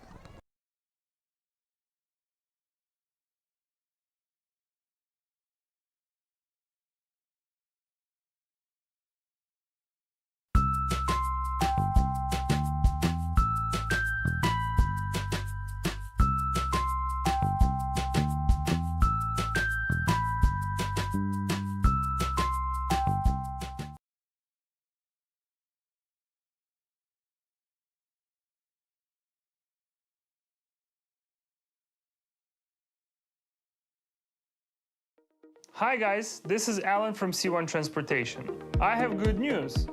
We are hiring over-the-road drivers with 2 or more years of experience. Our drivers make $100,000 to $120,000 a year driving 3 to 4 weeks at a time. Don't miss your chance to start driving with C1 Transportation and call our recruiter right now.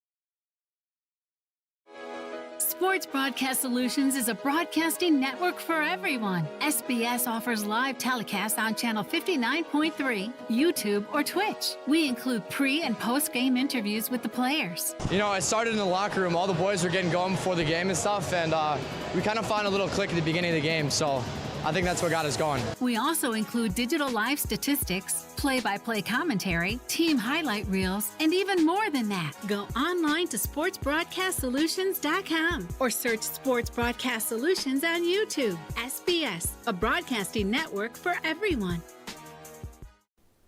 Sports Broadcast Solutions is a broadcasting network for everyone. At SBS, we offer a professional broadcasting experience for the non-professional athlete. Just like the pros, we offer everything for you. Play-by-play commentary. A no-hitter at Kane County Stadium. 15 strikeouts, 1 walk, 1 error, and that's it. Color commentary, highlight reels, recruiting videos, and much, much more. Unlike our competitors, we zoom in on the action and always have a live scoreboard with a live time code. If you're ready to have your next sporting event feel like CBS Sports, then make sure to call Sports Broadcast Solutions today. Our phone number is 330-957-7653, or you can go online to sportsbroadcastsolutions.com. SBS, a broadcasting network for everyone. Missing your child's sporting event just plain stinks. But you don't have to worry about that anymore, thanks to Sports Broadcast Solutions. SBS is a live broadcasting network, as well as covering your on-demand needs, recruiting videos, highlight reels, and much, much more. We can broadcast live to any website, and we also post as much on-demand content as you need. For more information about SBS, check out our website at sportsbroadcastsolutions.com. Sports Broadcast Solutions, a broadcasting network for everyone. Sports Broadcast Solutions is a broadcasting network for everyone. Let SBS broadcast your sporting event. We have experience and can generate excitement and permanent digital memories for your team. Tonight. That time, finally a goal for the Stampede. We have professional videographers using high-definition modern-day cameras, color analysts, and play-by-play announcers with state-of-the-art, classy graphical scoreboards to keep you updated. Plus, we have commercials to advertise your team, club, or sponsor, and us. Plus, we do pregame and postgame interviews. Hi, everybody, and welcome to the postgame show brought to you by Marion Central Catholic. My name's Kyle Smith, but my name doesn't matter. These young ladies matter. It's senior night as the Hurricanes win a battle down the stretch, 48-46. Hi, I'm Carrie Kramer. I swim 50 breast, 50 free, and 100 back. Whatever your sports broadcast needs, we are at sportsbroadcastsolutions.com. Check us out and become part of the digital sporting world. Sports Broadcast Solutions is a broadcasting network for everyone. Instead of spending hundreds or thousands with all these college recruiting sites, let us put together your college highlight reel. For just a fraction of your potential college scholarship and significantly less than these recruiting services, we got this. In addition, we put together highlight reels for teams, including high school, your club team, or travel team. My teammate gave me a great pass, and I just took it. The other team slashed me, took the opportunity, saw where the goalie was weak, and I just shot it there. Solon, O'Connor, and Marsh back on defense, and Marsh gets a blowout. We got a breakaway at 2-0. Sports Broadcast Solutions is a broadcasting network for everyone. Sports Broadcast Solutions is a broadcasting network for everyone. SBS offers live telecasts on channel 59.3, YouTube, or Twitch. We include pre- and post-game interviews with the players. You know, it started in the locker room. All the boys were getting going before the game and stuff, and we kind of found a little click at the beginning of the game, so I think that's what got us going. We also include digital live statistics, play-by-play commentary, team highlight reels, and even more than that. Go online to sportsbroadcastsolutions.com or search Sports Broadcast Solutions on YouTube. SBS, a broadcasting network for everyone. Sports Broadcast Solutions is a broadcasting network for everyone. At SBS, we offer a professional broadcasting experience for the non-professional athlete. Just like the pros, we offer everything for you. Play-by-play commentary. A no-hitter at Kane County Stadium. 15 strikeouts, 1 walk, 1 error, and that's it. Color commentary, highlight reels, recruiting videos, and much, much more. Unlike our competitors, we zoom in on the action and always have a live scoreboard with a live time code. If you're ready to have your next sporting event feel like CBS Sports, then make sure to call Sports Broadcast Solutions today. Our phone number is 330-957-7653, or you can go online to sportsbroadcastsolutions.com. SBS, a broadcasting network for everyone. Missing your child's sporting event just plain stinks. But you don't have to worry about that anymore, thanks to Sports Broadcast Solutions. SBS is a live broadcasting network, as well as covering your on-demand needs, recruiting videos, highlight reels, and much, much more. We can broadcast live to any website, and we also post as much on-demand content as you need. For more information about SBS, check out our website at sportsbroadcastsolutions.com. Sports Broadcast Solutions, a broadcasting network for everyone. Sports Broadcast Solutions is a broadcasting network for everyone. Let SBS broadcast your sporting event. We have experience and can generate excitement and permanent digital memories for your team. Tonight. That time, finally a goal for the Stampede! We have professional videographers using high-definition modern-day cameras, color analysts, and play-by-play announcers with state-of-the-art, classy graphical scoreboards to keep you updated. Plus, we have commercials to advertise your team, club, or sponsor, and us. Plus, we do pregame and postgame interviews. Hi, everybody, and welcome to the postgame show brought to you by Marion Central Catholic. My name's Kyle Smith, but my name doesn't matter. These young ladies matter. It's senior night as the Hurricanes win a battle down the stretch, 48-46. Hi, I'm Carrie Kramer. I swim 50 breast, 50 free, and 100 back. Whatever your sports broadcast needs, we are at sportsbroadcastsolutions.com. Check us out and become part of the digital sporting world. Sports Broadcast Solutions is a broadcasting network for everyone. Instead of spending hundreds or thousands with all these college recruiting sites, let us put together your college highlight reel. For just a fraction of your potential college scholarship and significantly less than these recruiting services, we got this. In addition, we put together highlight reels for teams, including high school, your club team, or travel team. My teammate gave me a great pass, and I just took it. The other team slashed me, took the opportunity, saw where the goalie was weak, and I just shot it there. Solon, O'Connor, and Marsh back on defense. And Marsh gets a blowout. We got a breakaway at 2-0. A shot, and a goal! So 3-3. The power play was officially over.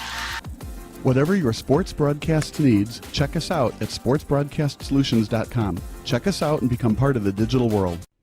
Sports Broadcast Solutions is a broadcasting network for everyone.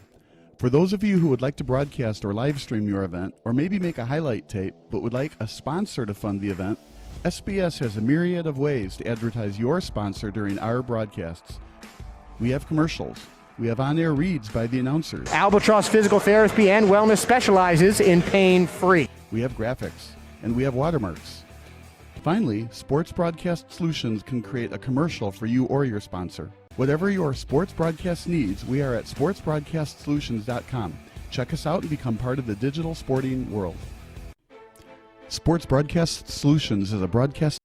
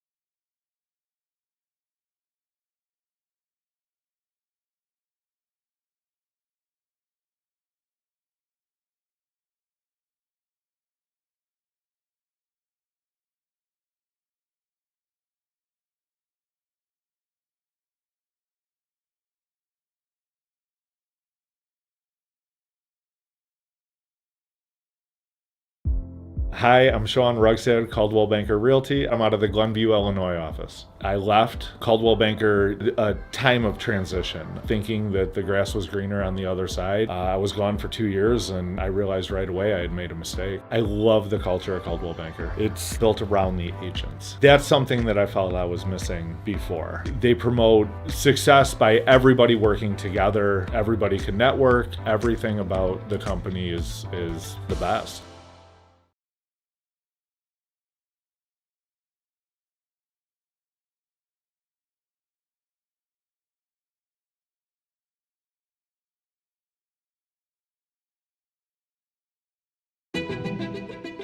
You are a seasoned loan originator. You've been around the block and have the portfolio to prove it. You should work here. You expect to be compensated fairly. You've earned the freedom to do what you're good at and the support that makes it possible. You should work here.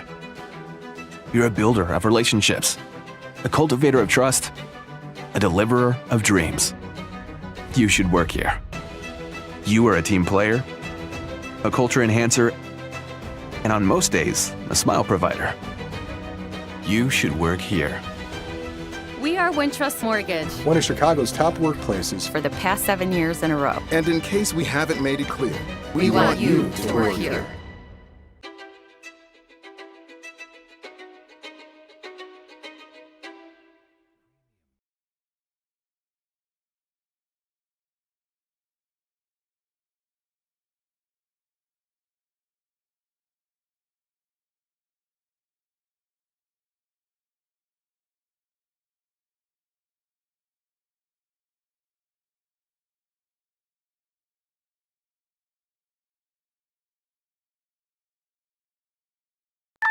People who come to cricket stay with cricket.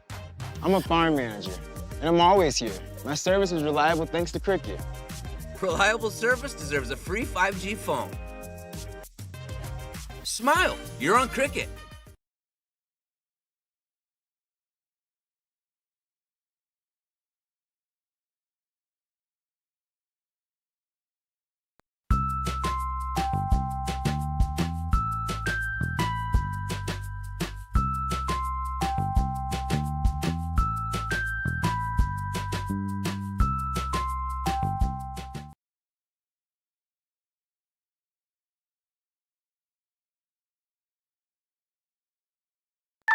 People who come to cricket stay with cricket. I'm a farm manager, and I'm always here. My service is reliable thanks to cricket. Reliable service deserves a free 5G phone. Smile, you're on cricket.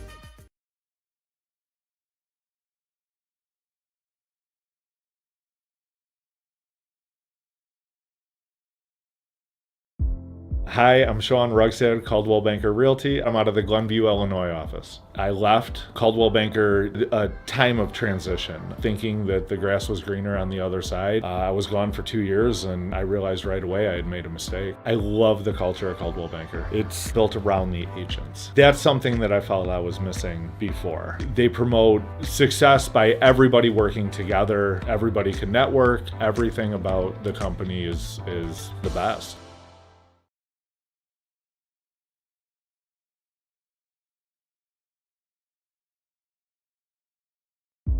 Hi, I'm Sean Rugstad, Caldwell Banker Realty. I'm out of the Glenview.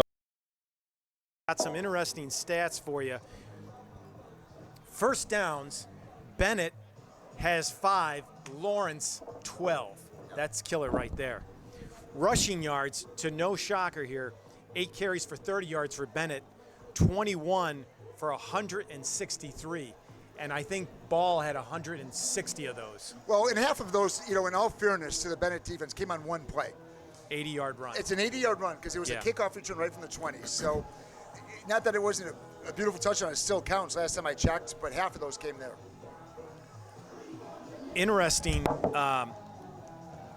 passing yards, 57 for St. Lawrence, 85 for the Red Wings. And I got to tell you, I thought time of possession would have been much greater. It was 14:53 for St. Lawrence, just over 9 minutes for the Red Wings. Benet had the ball a long time in that second half. They had 2 sustained drives that actually took a lot of time off, Mark. So that first quarter was all St. Lawrence, right? I think they had the ball 10 out of 12 minutes, if not more. Both teams going over to their respective sidelines. Bennett's going to get the ball here in the second half, and we talked about it just before halftime break. This is going to be a critical drive for Benet. They're going to have to set the tone here and get a score. Being down 2 touchdowns, it's just a killer when that. I just keep thinking about that 80-yard run. We keep them out of the end zone there, and we're only down by 1 score. I'd be very happy, Yeah. I still think that's we need possessions, right? We need possessions. It's killer, but you know what? That's history, and we've got a second half here to deal with, and we've shown that we can drive on these guys. So we have to have a nice, sustained drive and cut that margin to 1 Mark, touchdown. it's a half of football. It's 2 scores. You're going to put the offense back on the field here early. And listen, they've shown that they can move the ball, right to your point. So, second half is a new beginning. That field goal at the end, it didn't mean that much. It really didn't, right? It was still going to be an 11-point game going in. So, you take that out of the equation and come have that nice drive you're talking about. Let's go, Red Wings.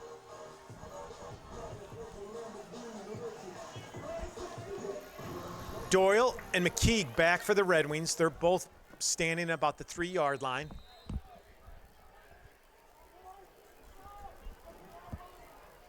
Nice high end-over-end kick. It's going to be fielded at the 1. Doyle's at the 10, the 15, the 20. He's got some running room. He's dragged down and he fumbled it, but they're going to whistle him down. He was down, Mark. Bennett's going to take over at the 27-yard line. Nice run. You do see a little bit of that Pat Patello burst, right? When he touches the ball, that he's already in 3rd gear. Agreed. With the ball at the 27-yard line.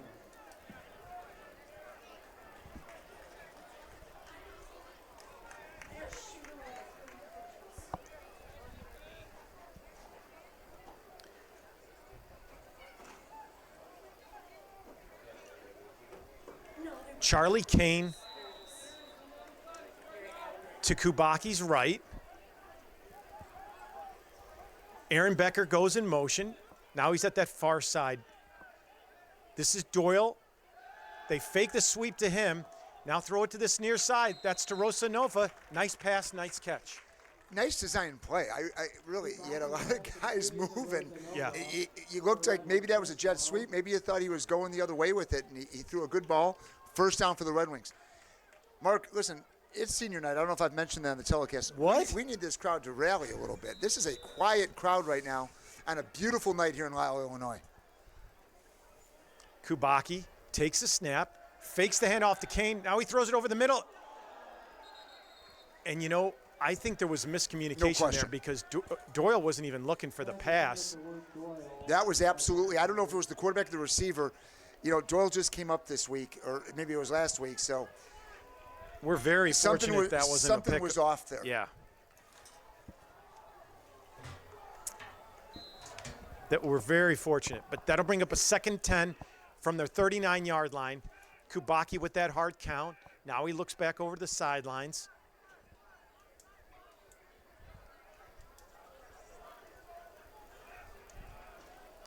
Drops straight back, looks to his right, dumps it off. That's Doyle, I think.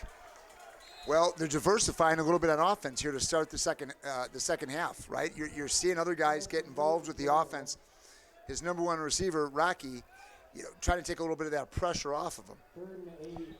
That'll bring up a 3rd and 8 for the Red Wings. They're at their own 42-yard line. I'm sorry, 41.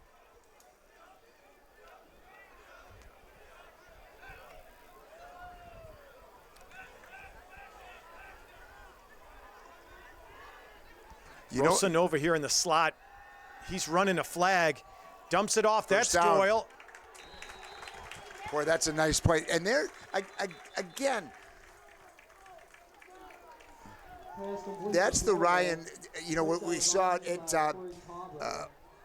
Ed Moline, right? Rolling out, hitting, using other receivers. That was a really, really nice play. But, again, the crowd, I can hear the snap count down there. We're gonna need some noise. We are in St. Lawrence territory at the 49-yard line. 11 minutes to go in this 3rd quarter. Benet trailing by 2 touchdowns. Kubacki with that hard count again.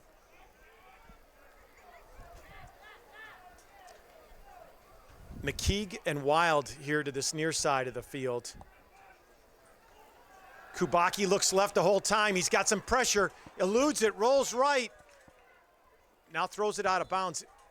Man, that looked like a late push there by Chamberlain. Well, you see a couple of the offensive linemen going over there to pick him up, get him moving. 2nd and 10 for the Red Wings now.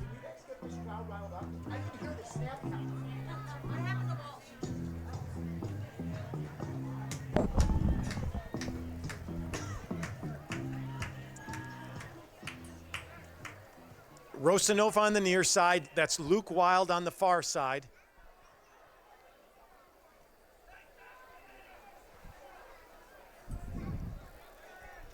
Doyle in the slot. Kane to Kubacki's left. Kubacki drops left, dumps it off to Kane on the near side. He's got some running room. He picks up on about 6 yards. That was a nice play, Rick. It was well-designed play. You got to sustain those blocks at the receiver position to keep pushing that down. We've been burned on that a couple of times on the other side. Keep that going. Keep that moving, because now you got 3rd, and it looks like a long 4. 3rd and 4, Rick.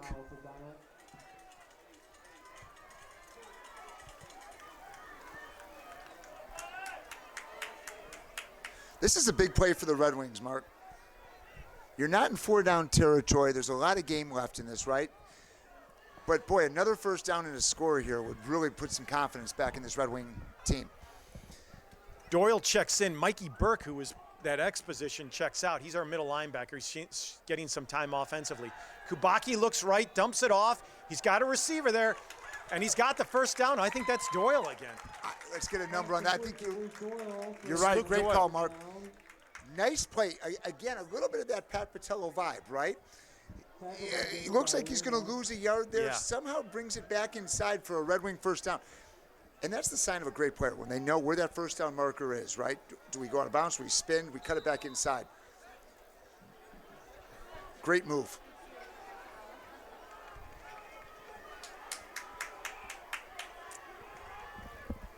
First and 10 for the Red Wings. That's a loud St. Lawrence sideline right now and a quiet Red Wing. And we've got to flip the script on that. Kubaki flips it out right to Rosanova.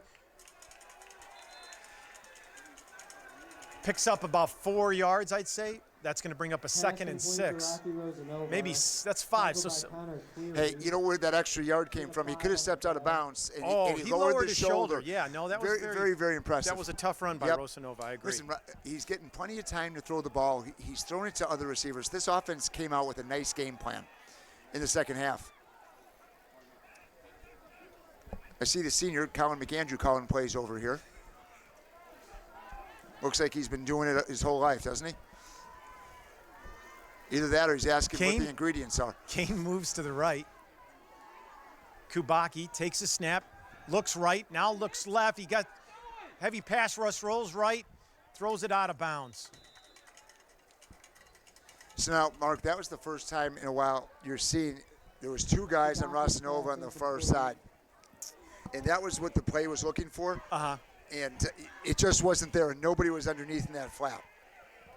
You know, you mentioned the crowd noise. I'll tell you what I can hear is Dave Jones chomping on some Doritos here in this row right in front of me. Wouldn't be the first time. Rosanova split out to that far side. Luke Wild is right at the 30-yard lines there. Oh. He was looking for Doyle, and it was almost picked off. Defended by Timmy Allison.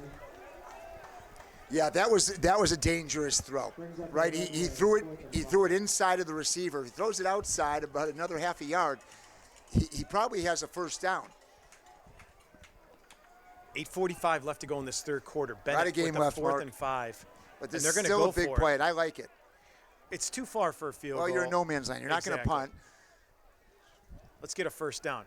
Kubaki drops straight back, tips it out to Doyle, but he's going to be short of that first down. Yeah, and you can see it. They actually gave him a favorable spot, and he's still short a yard.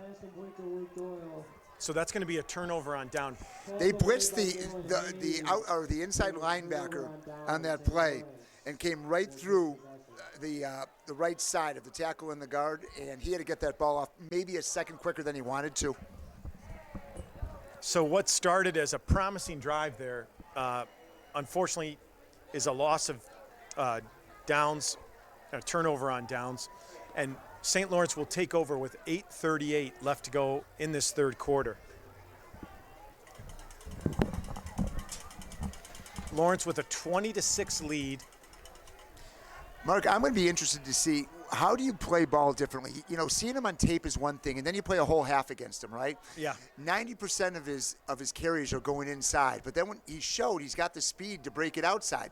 And what's the first play they do, Mark? Now that's an illegal block on 17 that they're not going to call. Yeah, 17 had an illegal block on Rosanova, if you look on that far side. It's right there. But first down. He's shown he's got the speed to go outside, and now they're going to pound it inside. Ben Jones on the stop. Ben Jones, nice tackle there.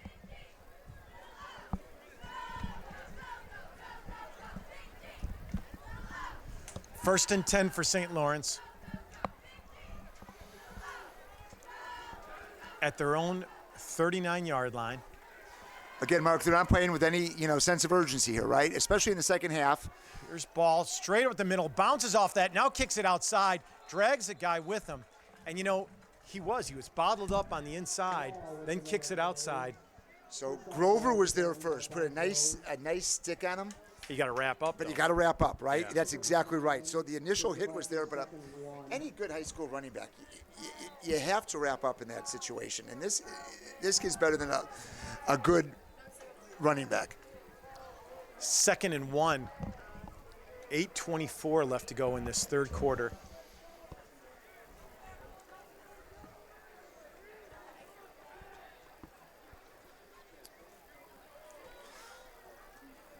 Hand off the ball. He's going off this near side. He's got a first down, though. And even, there was some nice pursuit there, but Mark, you might not see them throw the ball in the third quarter, right? Because they don't have to. They're getting the first downs. They're moving the chains. They're taking their time calling the play, right? Which they were in the first half. They didn't change anything that they're doing. Until you stop that 5-6 yard run by ball. That's exactly. Just do it and you gotta again do it and 2 times again in a and row. again. Yeah. Right? And make them make a decision. We're going to pass here. We're going to run. Here's ball straight up the middle. There it is.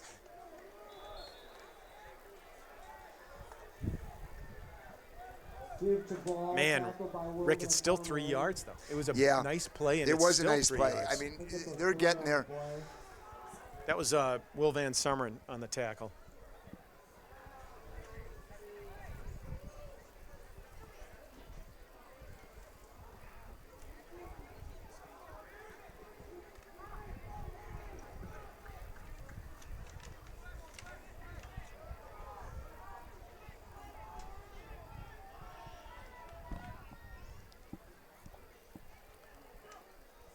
Hard count. You can point at him all day if you don't cross the line. Les is going to keep it. He faked that outside handoff to Ball, and he's going to have a first down, Rick. Well, I don't know if it was Danny O'Malley or Getz, but I like what he did there on that tackle. You saw him try to wrap up the ball at the same time. You know, you're not going to probably get that from Ball many times, but the quarterback, I don't know if he's got that upper body strength that we're seeing out of the running back. So you've got to make something happen. One, to build some excitement, and two, to get the ball back. Yeah, exactly.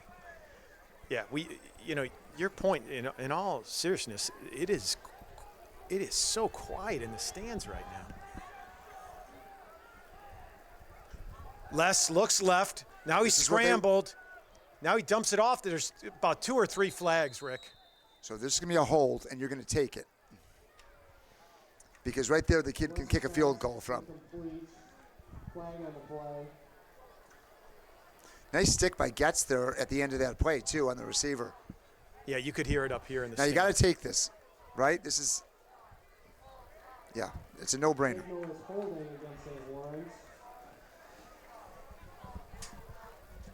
A field goal puts you back 3 scores, Mark. So really, you are playing a little bit of the field position game here.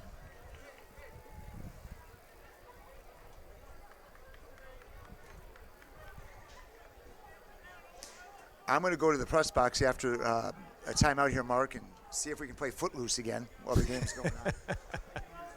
Danger zone's also a good one here. Great call.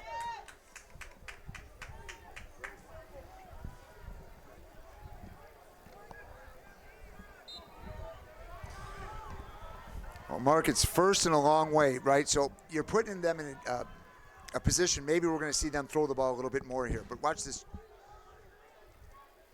I think it's going to ball to the left side. Les pulls it. Now, it's that counter play where he has the option of giving it to Ball or pulling it, and he pulled it, and he picked up maybe 2 yards. But Liam Rooney didn't care. He absolutely demolished the running back coming through, and then a great sign of sportsmanship was the first guy there to pick him up after the play. Nice play by the junior, 99. Second, and Mark, what would you call this distance? Country mile. That's it. It's a country mile, buddy. Mark, don't fall into the crowd's quietness right now on me. Stay with me, Mark. Stay with me.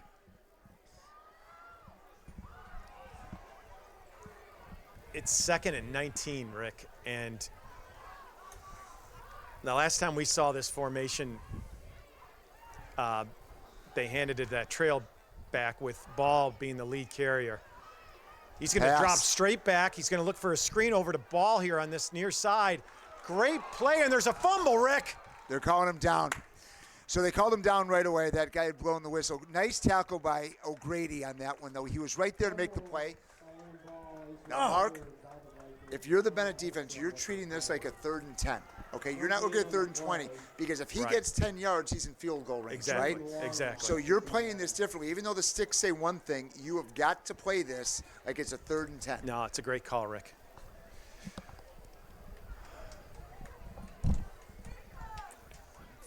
Yeah, you know what? You give it to Ball.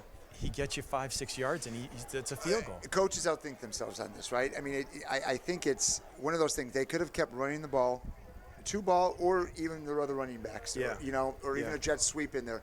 You keep the clock running. You keep punishing down. The offense is getting ready. You see the offensive line over here talking and scheming right now with Coach Bentley. So they're going to come in here. I think they got a timeout on Laurence. Timeout by Laurence. Yeah. They wanted to see how we were lining up. I think so too. But on that sideline, you're saying, hey, we don't need a first down here. We get one, great. What's our best 10, 12-yard play?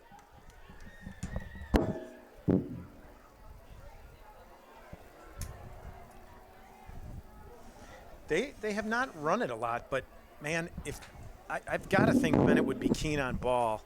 And if I'm St. Lawrence, I run a play action. Well, Mark, that's what we were talking about earlier in the game, and I thought we'd see more of it, but quite honestly, we haven't had to. As they run that play action, right, and you draw the safety up, and what happens is those receivers, then one comes down and picks, and then they both cross over the middle. And really, right about the 20 or the 15-yard line, it was wide open. And they had some success with this against Providence. Uh-huh.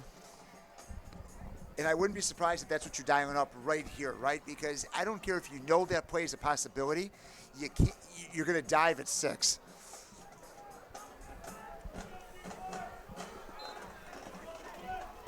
.505 left to go. Ball's on Bennett's 41-yard line. Here's the slot in motion. Les is going to drop straight back. He's got some pressure. He eludes it. A second, a third, and now he's sacked. That's a huge play. Well, if he had gotten out of that one, it would have been something. That was Rooney, right? Well, it was. He was the final guy. Rhodey was in there, the junior, who plays left tackle and defensive tackle on that play. And Rooney was the guy who finished it off. So, wow, that's a huge play. Great job by the Red Wing defense. They're going to get the ball back here with 4.5, Mark, in the third quarter.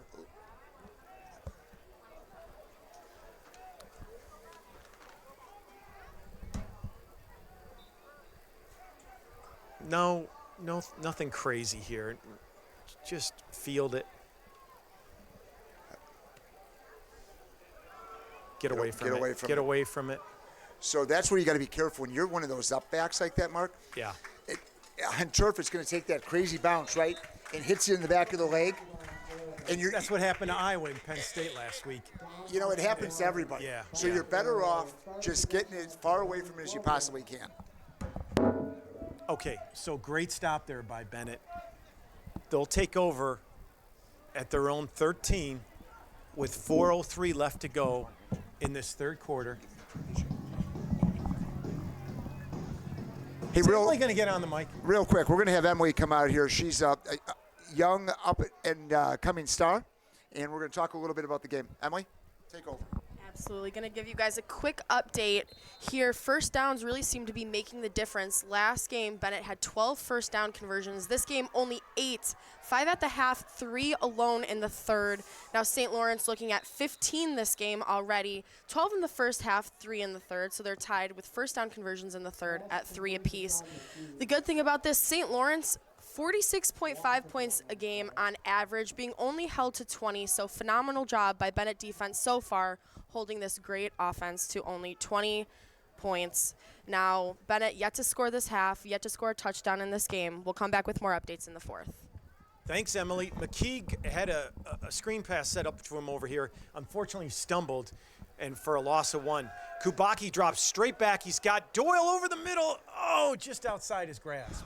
Well, that's the pass he wants back, right? I mean, that Doyle is open at about the 30-yard line, and if he catches that one in stride, he could be gone. There's some green there, right? I don't know if he makes it to the house because there's a couple defenders that way, but boy, he's halfway home. Emily, thank you for the updates. That was terrific. Mark, give her your microphone. Why wouldn't you be giving up your microphone? I think we know why. 3rd and 11 for the Red Wings.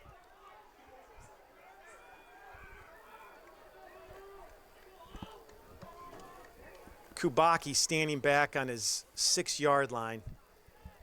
There's Becker that goes in motion. Kubaki looks straight back, looks right. He's got a receiver. Oh. And he's got the first down, Rick. Yeah, boy, that first step back made me a little nervous, right? I heard the moan. You said, yeah, oh. I felt like I got gut punched on that. That was McKeague with the catch. It was. Yeah, I thought it was 21. That was a great job.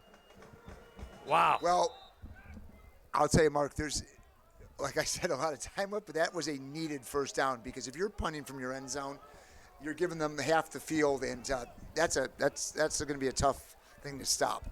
3:05 left to go in this third quarter. Benet trailing 20-6.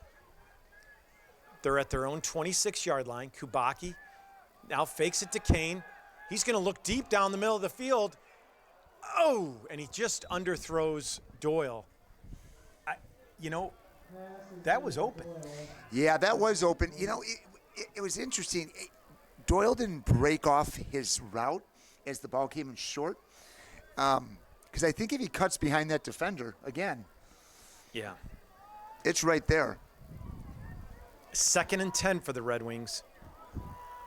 I wouldn't say we've abandoned the run here, but we're taking some shots with the passing game, and they're there, right? We see some openings on this defense. Without a doubt. And he has not thrown to Rosanova. Well, now there's your run, and unfortunately it was bottled up right from the get-go. Yeah, I think they tried to trick him. Yeah. And St. Laurence wasn't having anything to do with it, right? And now you put yourself in another 3rd and long. 3rd and 12 for the Red Wings. 2:20, and the clock is running. Left to go in this third quarter. Lawler back in the game.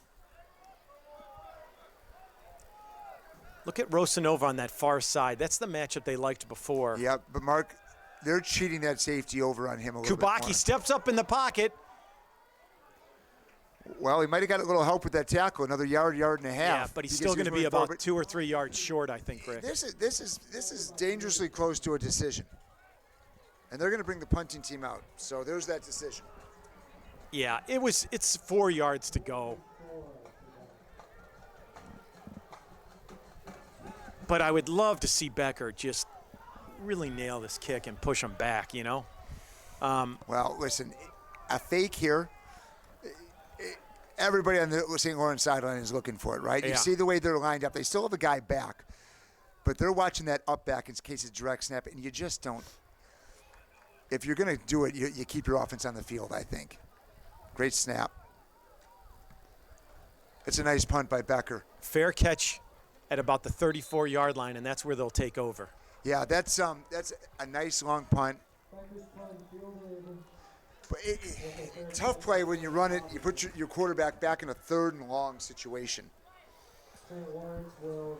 It's interesting, though. You brought it up.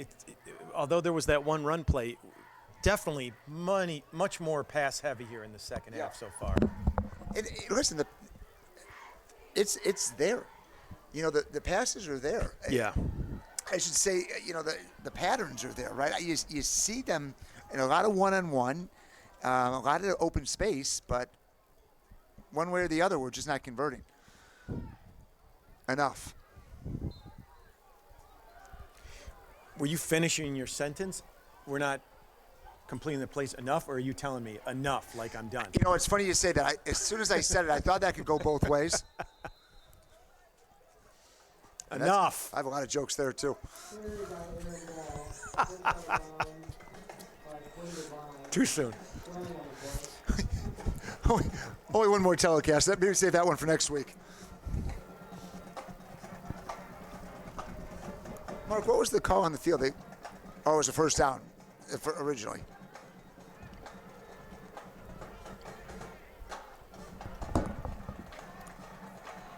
First down. Flag is a face mask against Benet. That will give St. Laurence a first down. With the penalty, Laurence will take over from their own 46.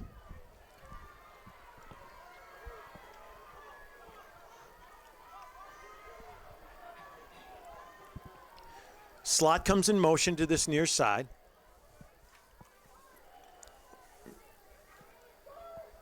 Now their X-back goes in motion. They hand off the ball over the left side, and he picks up about 3 yards.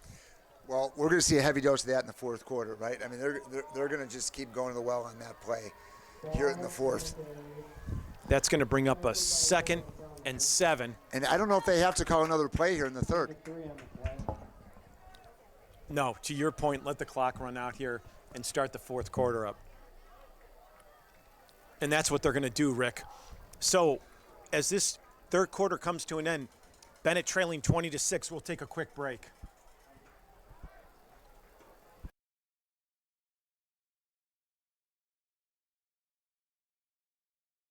Sure, my family loves me. They bought me this sweet new collar. My dog bowl is always full of Fido's finest. Heck, they even take care of the personal stuff of my walk. Come on, who does that? But what really sealed the deal for me was when they installed a security system from Forest Security. Hey, I'm no watchdog, you know? Forest Security offers the latest in technology and security for our home. Yeah, I'm pretty good at keeping an eye on things, but I also have stuff to do, like sleep and socialize. A smart security system can provide around-the-clock awareness and generate instant smartphone alerts. They let the family know if something is wrong or suspicious. They do all of the work for us, 24 hours a day, 7 days a week. You know what they say, you can't trust a dog to watch your house or your sandwich. Call Forest Security today. Call us today at 708-452-2000 or visit.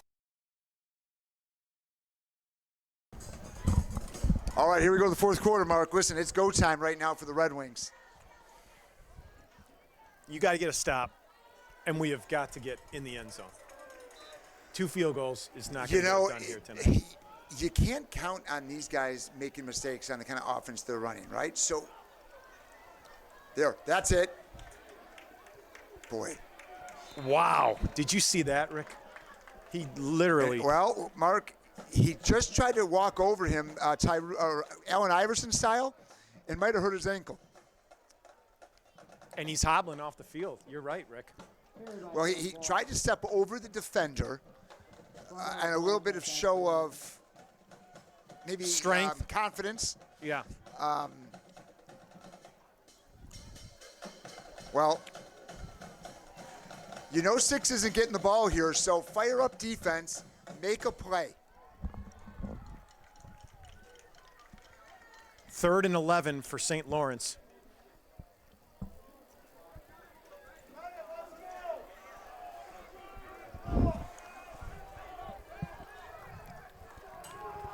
Now you hear some noise, Mark. This is the first time. Harley Riz now in at to hear it on tailback. both sides a little bit. Les drops straight back, looks over the middle. He's got a receiver open, and he's got a completion. Mark, do you remember the play I told you that they scored on twice? Where Yes. that guy caught the ball? Yes. I'm just making sure we're all paying attention.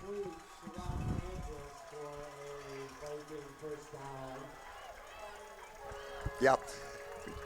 Yep. That was killer, Rick. Yeah, that's a tough play. And listen, it's all over the tape. That's the pass that they have success with. Yeah. So what is the safety supposed to do there? You've got 2 of them. One of them is supposed to be right there in the middle of the field where that guy's coming over. And I didn't see anybody within 5 yards. 1st and 10 for the Vikings at the 11-yard line of the Red Wings.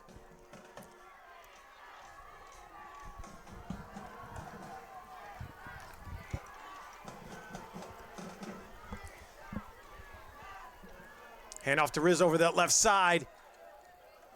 He's got maybe 2 yards, Rick. Well, rumor has it they were working on a play this week in practice where they lined 77 up as the tight end. They might have to pull that out if they're the Red Wings and give a different look. I don't know if he's the quickest guy in the room, but soft hands.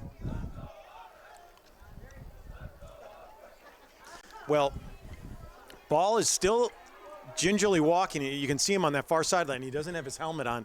So Riz is the tailback and has been for the last 3 plays. Yeah, and Mark, you know they're going to give a different look with that, right? So the pass play was an absolute killer to your words. And now they can, again, take some time. They get a fresh set of downs here. This is Riz over the left side. And don't get me wrong, tough ball carry, but he is not ball. It's night and day. I mean, 6 is a special running back. Short gain on the play.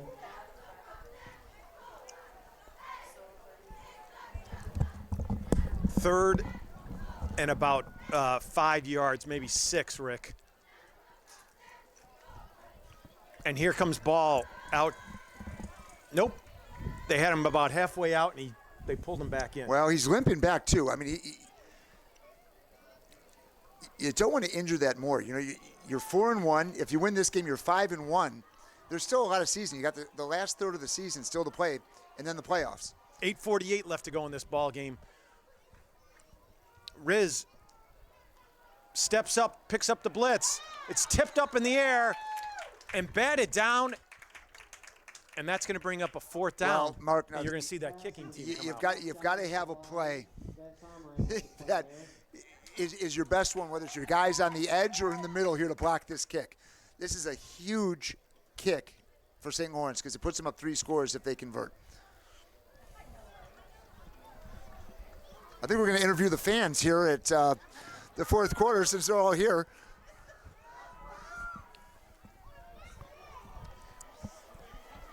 This is a 23-yard field goal attempt. Ball's down, kick is up. Oh, boy. Oh, and there's some pushing, and looks like there's a fight out in the middle of the field, Rick. Nice to see a little fire here by these teams.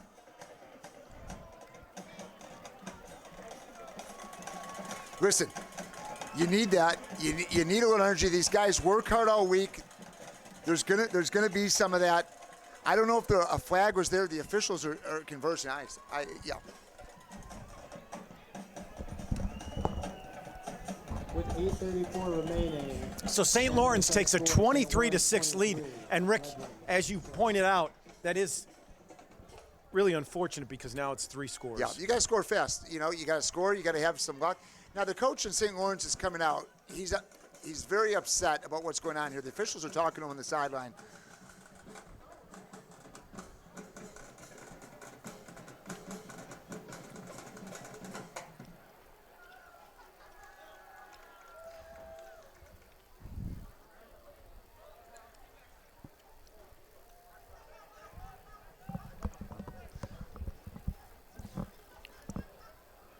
Mark, I didn't see the play that has got them so riled up, but obviously they felt something wasn't, they should have seen a flag. Well, I hope both teams put that in your rearview mirror. I don't want to see this game start to get out of hand. And I don't think you'll see that, Mark. I mean, it's, listen, they're men playing football at this point, and it's a lot of aggression.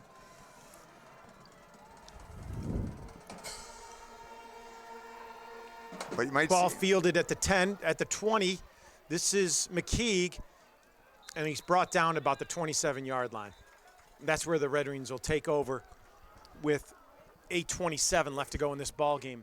Currently trailing 23-6. So that's 3 scores any way you carve it out, Mark. So you're going to have to score fast. You're going to have to get a kick somewhere down the road and be very, very smart about your timeouts if you want to win this game. So next week is a day game, Mark, here in the season home finale, 1 o'clock versus St. Pat's. You'll be here for that one? I'll be here. All right. Have we ever done a Saturday afternoon? We have, and I can tell you it was a playoff game. I drove back from Detroit because I had to rent a car in the rain, but I was here. Kubaki rolls left, now throws back right to Rosanova, picks up a block. Now he's at the 40, the 50, makes another move. He's at the 40, cuts back. Great run by Rosanova. I'll tell you what. Now, we talked about a quick play, right? What had to happen? Move the ball down the field. You just saw it on the senior, 18. Bring the ball down. Nice play. Now get right to the line and call another one.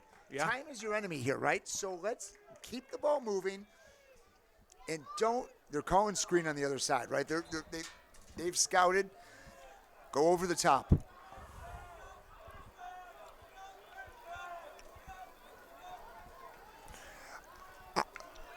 Mark, watch a play to Rocky here in the corner of the end zone. I think he's going to have one-on-one coverage here on number 18. 8 minutes and counting left in this ball game. We're going to have to snap it eventually.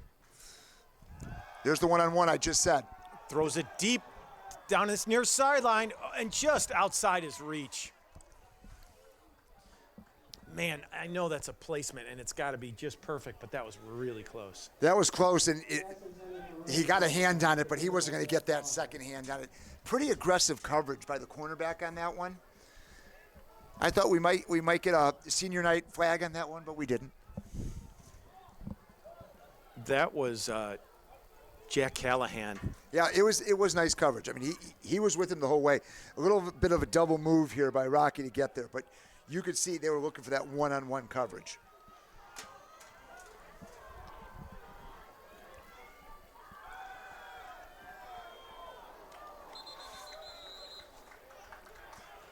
They were looking for Doyle on that quick bubble screen, and I think to borrow one of your lines, Ryan had to throw that a little bit earlier than he had hoped for, and the timing was all off then on that play. Mark, do you have Max?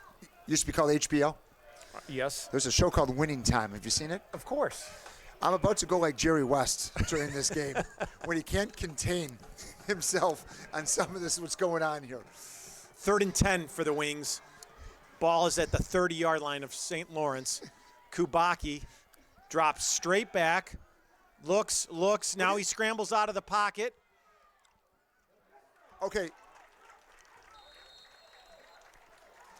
Unfortunately, it looked like Rosanova bobbed. I don't know if he had it either, but boy, Mark, the time was there, right? So you got to let go of that ball. Yeah. The time is there. You're in the pocket. You're 4th and 10. Jerry West. Yeah, ladies and gentlemen, thankfully, Rick did not go Jerry West in the booth here. 4th and 10.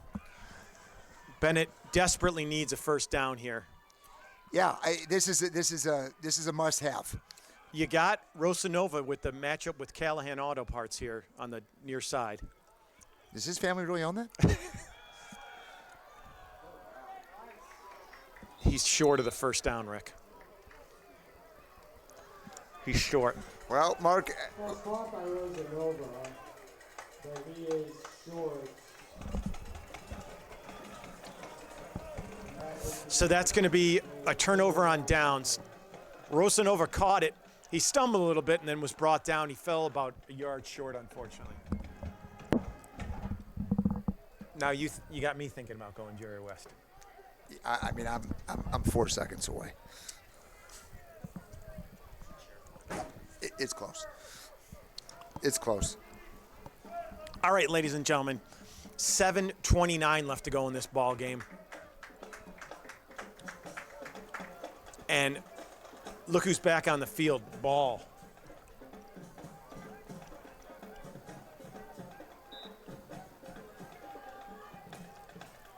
I would give it to him on every single play.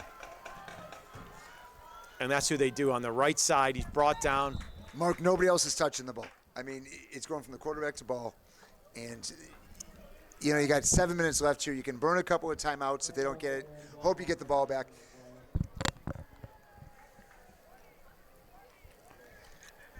Second and 10. Ball is at the 22-yard line of St. Lawrence.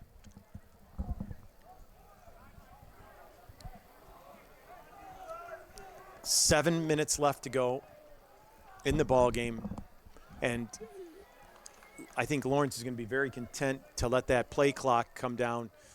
Mark, Laurence has had the same game plan the whole game. I think there's a couple of plays you can definitely look back at where this is, but that last touchdown with the 3rd down with Ball out of the game. And look at this. Ball breaks 1, 2, 3 tackles. Guess whose ankle feels better? Wow. He literally broke 4 tackles there on that run to pick up the first down, Rick. He started over the right tackle, cut back, and as he came across the middle, broke multiple tackles. Sounds like there's some Ben Jones fans in the audience.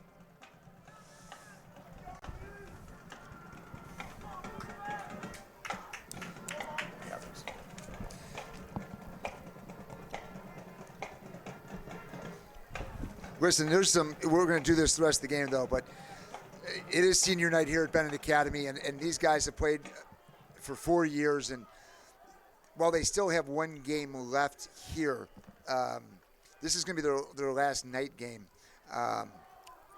excusing the playoffs. But, Mikey Burke, Pat Patello, Nick Galgano, who's out with injury, Larry Van Sumeren, Danny O'Malley, Ben Jones, Nick Grover, Colin McAndrew, Aaron Becker, Charlie O'Grady, Rocky Rosanova, Vincent Lavaca, Charlie Kane, Michael Weisner, Luke Lawler, Andrew Pisak, Gavin Malik, Quinn Guerin, Michael Biganis. So, I'm sorry, I missed Ryan Ickelzon, excuse me, and ball over the right Quinn, side. But all the seniors here at Benet Academy on senior night, listen, it's going to take a pretty good comeback to come back on this one, but being a senior, playing in a game like this, it means a lot. Mark, you probably don't remember, it was so long ago, but I do, and it's tough. 3rd and 2 for St. Laurence.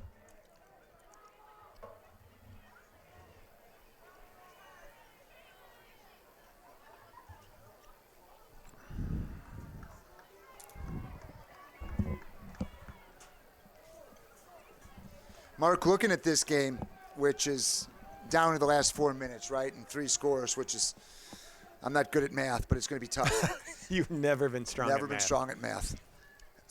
What do the Red Wings have to do next week to get back on the winning track and go 4-3 against St. Pat's? What do you think? You know, I think establish the run game more. I think that was one thing we did well against De La Salle. As you pointed out, that run game opens up your pass game then. And I totally agree with you. I think the routes have been there, and there have been opportunities in that passing game. But any offensive coordinator will tell you you've got to be able to run the ball in order to pass the ball. And I'm sure Coach Harmon would say the same thing. Kane was banged up a little bit last week, but he's healthy again. And now that you've got Lawler back, I think you've got to implement them more into the game and get more, get some more yards running to open up the passing game. Yeah, I think you're right. We say this every season, and this is true with football, but the way Benet runs it, when they have a good running game, it opens up everything else, right? Yep. And Kubaki, a little bit of a different animal, runs out of the pocket a lot, can throw on the run, and he's a runner himself. But, the Benet teams that we've seen in the past who have that guy who is automatic 3-4 yards, right? Pushing it down and opening up shorter pass plays where you weren't playing in 3rd and long is really what they have to get back to next week. And I think they will. Jet sweep over that right side. They're going to have a first down, Rick.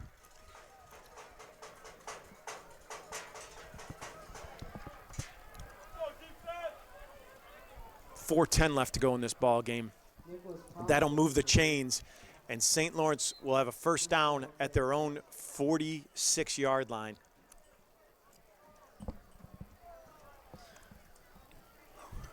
Lawrence's only loss was to St. Francis? Yeah, St. Francis, I believe, 41-24 maybe. Can we have one of our fact checkers check on that one? Who's got a St. Francis, St. Lawrence score? Week 3, I think. St. Lawrence. Who's scoring? Hand off the ball over the right side. He's got some running room, and he's got another first down. He picks up 11 yards.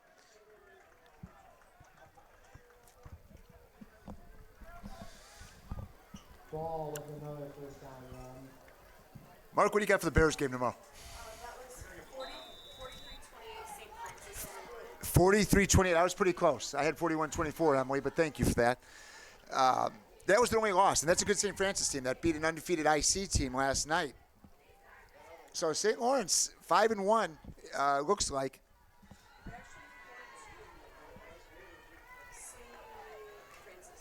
St. Francis 4-2.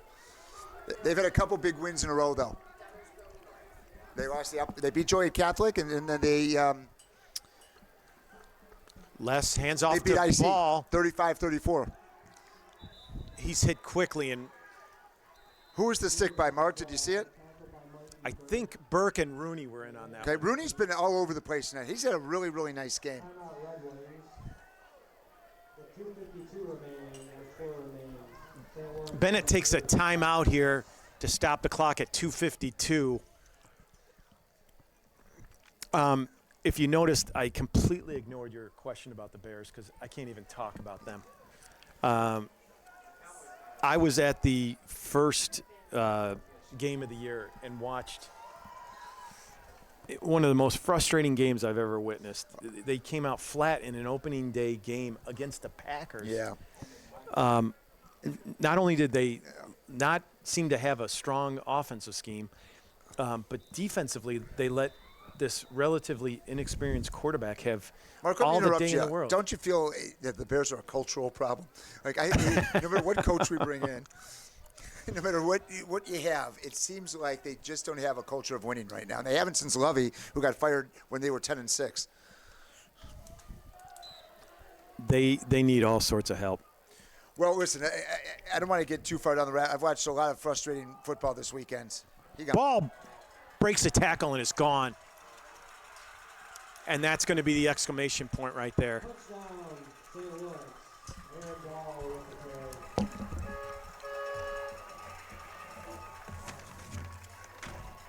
carry. Ball went over that right side.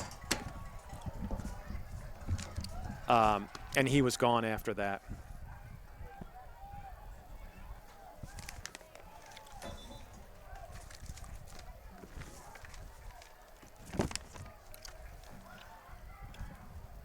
We've got a injury at midfield here. Yeah, why don't we take a break right now?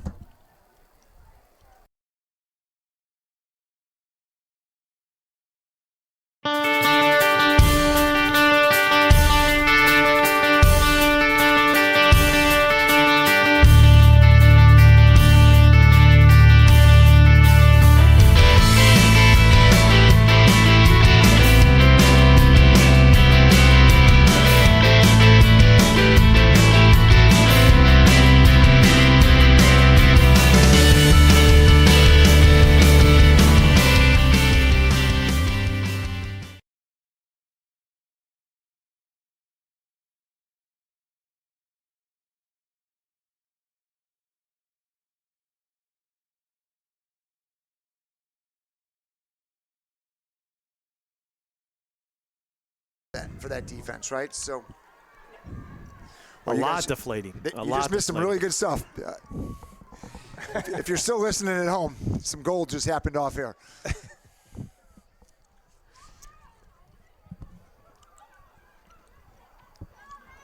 St. Lawrence attempting the point after touchdown to make it a 30-6 ball game. Kick us up, and it's good. I was saying earlier that how impressed I am with Ball is running back 90% of their offense. Their other 10% comes from that kicker. He's a weapon. Oh.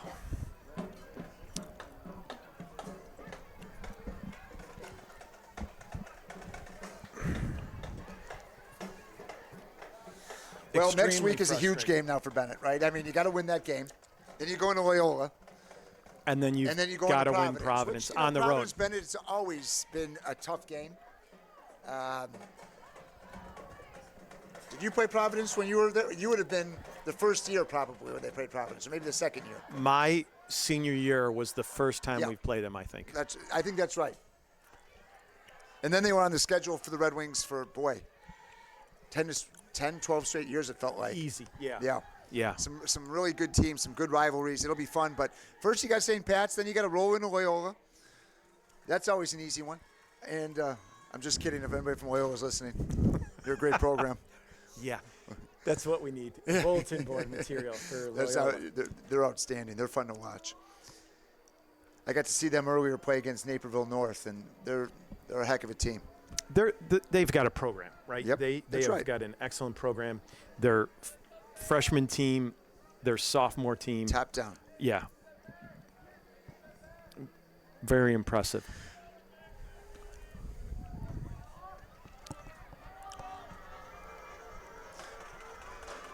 2:42, Mark. So, Mark, now you're going to have probably one more possession on this one, right? This game is out of hand as far as the score. Are you just running clock at this point and getting your team off the field? Fielded at the 30. Boy, that's a nice catch. Mark, have you ever wrapped returned up a at kick? the 35? So now you're seeing, and they're not cheering because of their play. You're seeing some other kids come in the game for St. Lawrence, and maybe you're going to see the same side at Benet, especially here. Bring some kids in who haven't gotten a lot of playing time during the season. Give them some touches. They don't care what the score is. They just want to go out there and play. Lawler's coming out at tailback. Kubaki's still in at quarterback. Do you see 77 in the game, Mark, or are they lining him up at tight end? I see him over here. So the two senior guards, Guerin and Biggins, over here talking, played together for a long time. Kubaki drops straight back, now dumps it off to Rosanova at the 40. Gets out of bounds at about the 44-yard line. Pass complete to Rocky Rosanova.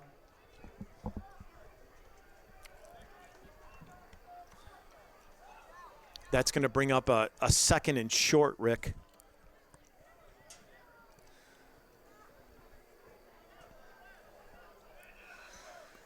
Well, after this game, you look at it in thirds, right? You've got your first three, your middle three, your last three.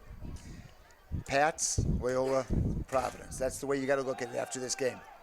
You know, film probably won't be fun on a couple of things with Mark. I didn't, other than some breakdowns on the defense on some of those long runs and that pass play, I thought the defense was right there. You're playing against a strong physical back that kind of pounded on you, right? So offensively, I think you got to look at some of the timing a little bit with some of these new, younger receivers. Yeah. Right? And Ryan and Rocky had that connection. Now you got to build it with the other guys. And you saw a little bit of that with Doyle in the second half. Doyle showed, yeah. And I thought we had a nice play by Wilds. There's Wilds. Speaking right of there, Wilds, number yeah, 17. Wild was running a slant there, and they had him. Just a little high, unfortunately. He was open. There was a heavy pass rush. I think, once again, he had to throw it a little bit sooner than what he had hoped. But to your point, as you mentioned before, the routes are open. They've got a good scheme here in a lot of ways. That's going to bring up a 2nd and 10 for the Red Wings. Just over 2 minutes left to go in this ball game. McKeek split out way on that far sideline. Kubaki looks that way. There's pressure up the middle, and he's going to be sacked here, Rick. Well, here's, I guess, I understand you want to put kids in and get them playing time, but keeping your starting quarterback in without keeping your starting line in is kind of a dangerous thing, right? Because even though you might not have the starting defense out there, these kids who don't play, they're playing like it's 100%. This is their time to make a play. Exactly. To me, that kind of, you're putting a quarterback at risk.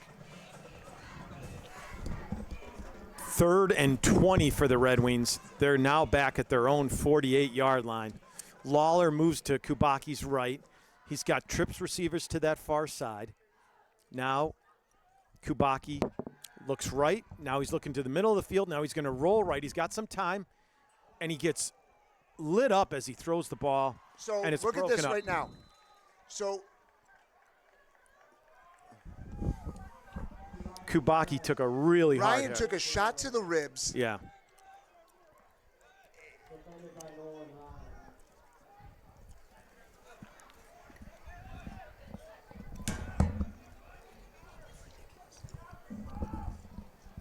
Becker coming in to punt.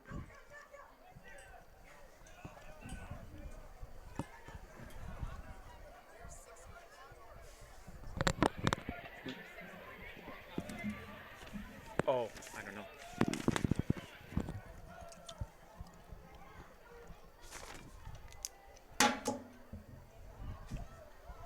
Benet kicking with 1:15 left to go.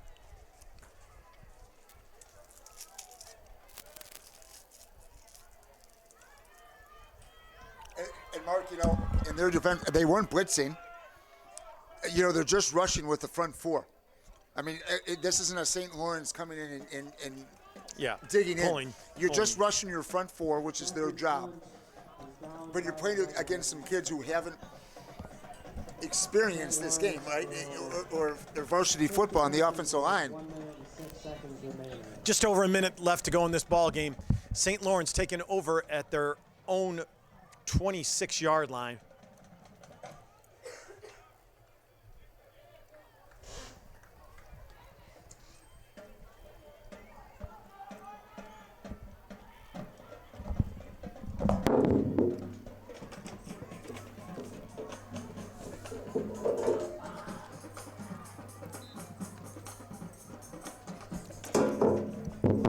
Risen at tailback. Les And that's the takes right a thing knee. to do, and that's Yeah. the right play, and that's a class move by St. Lawrence. You take a knee, you run it out, you line it up, you go home.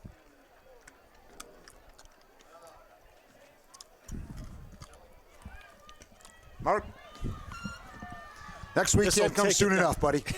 This will take it down in the final seconds as we wrap things up here. Thanks to Benedictine University as well as St. Lawrence. The final score, St. Lawrence 30, Benet 6, and we will see you next week, as Rick said, for the St. Patrick's game. Thanks for listening, and good night. Hey, crew over here, great job. Thank you very much. I love when you guys are here. You're great. You're always great. You're always great. Big man in the corner, thank you, buddy.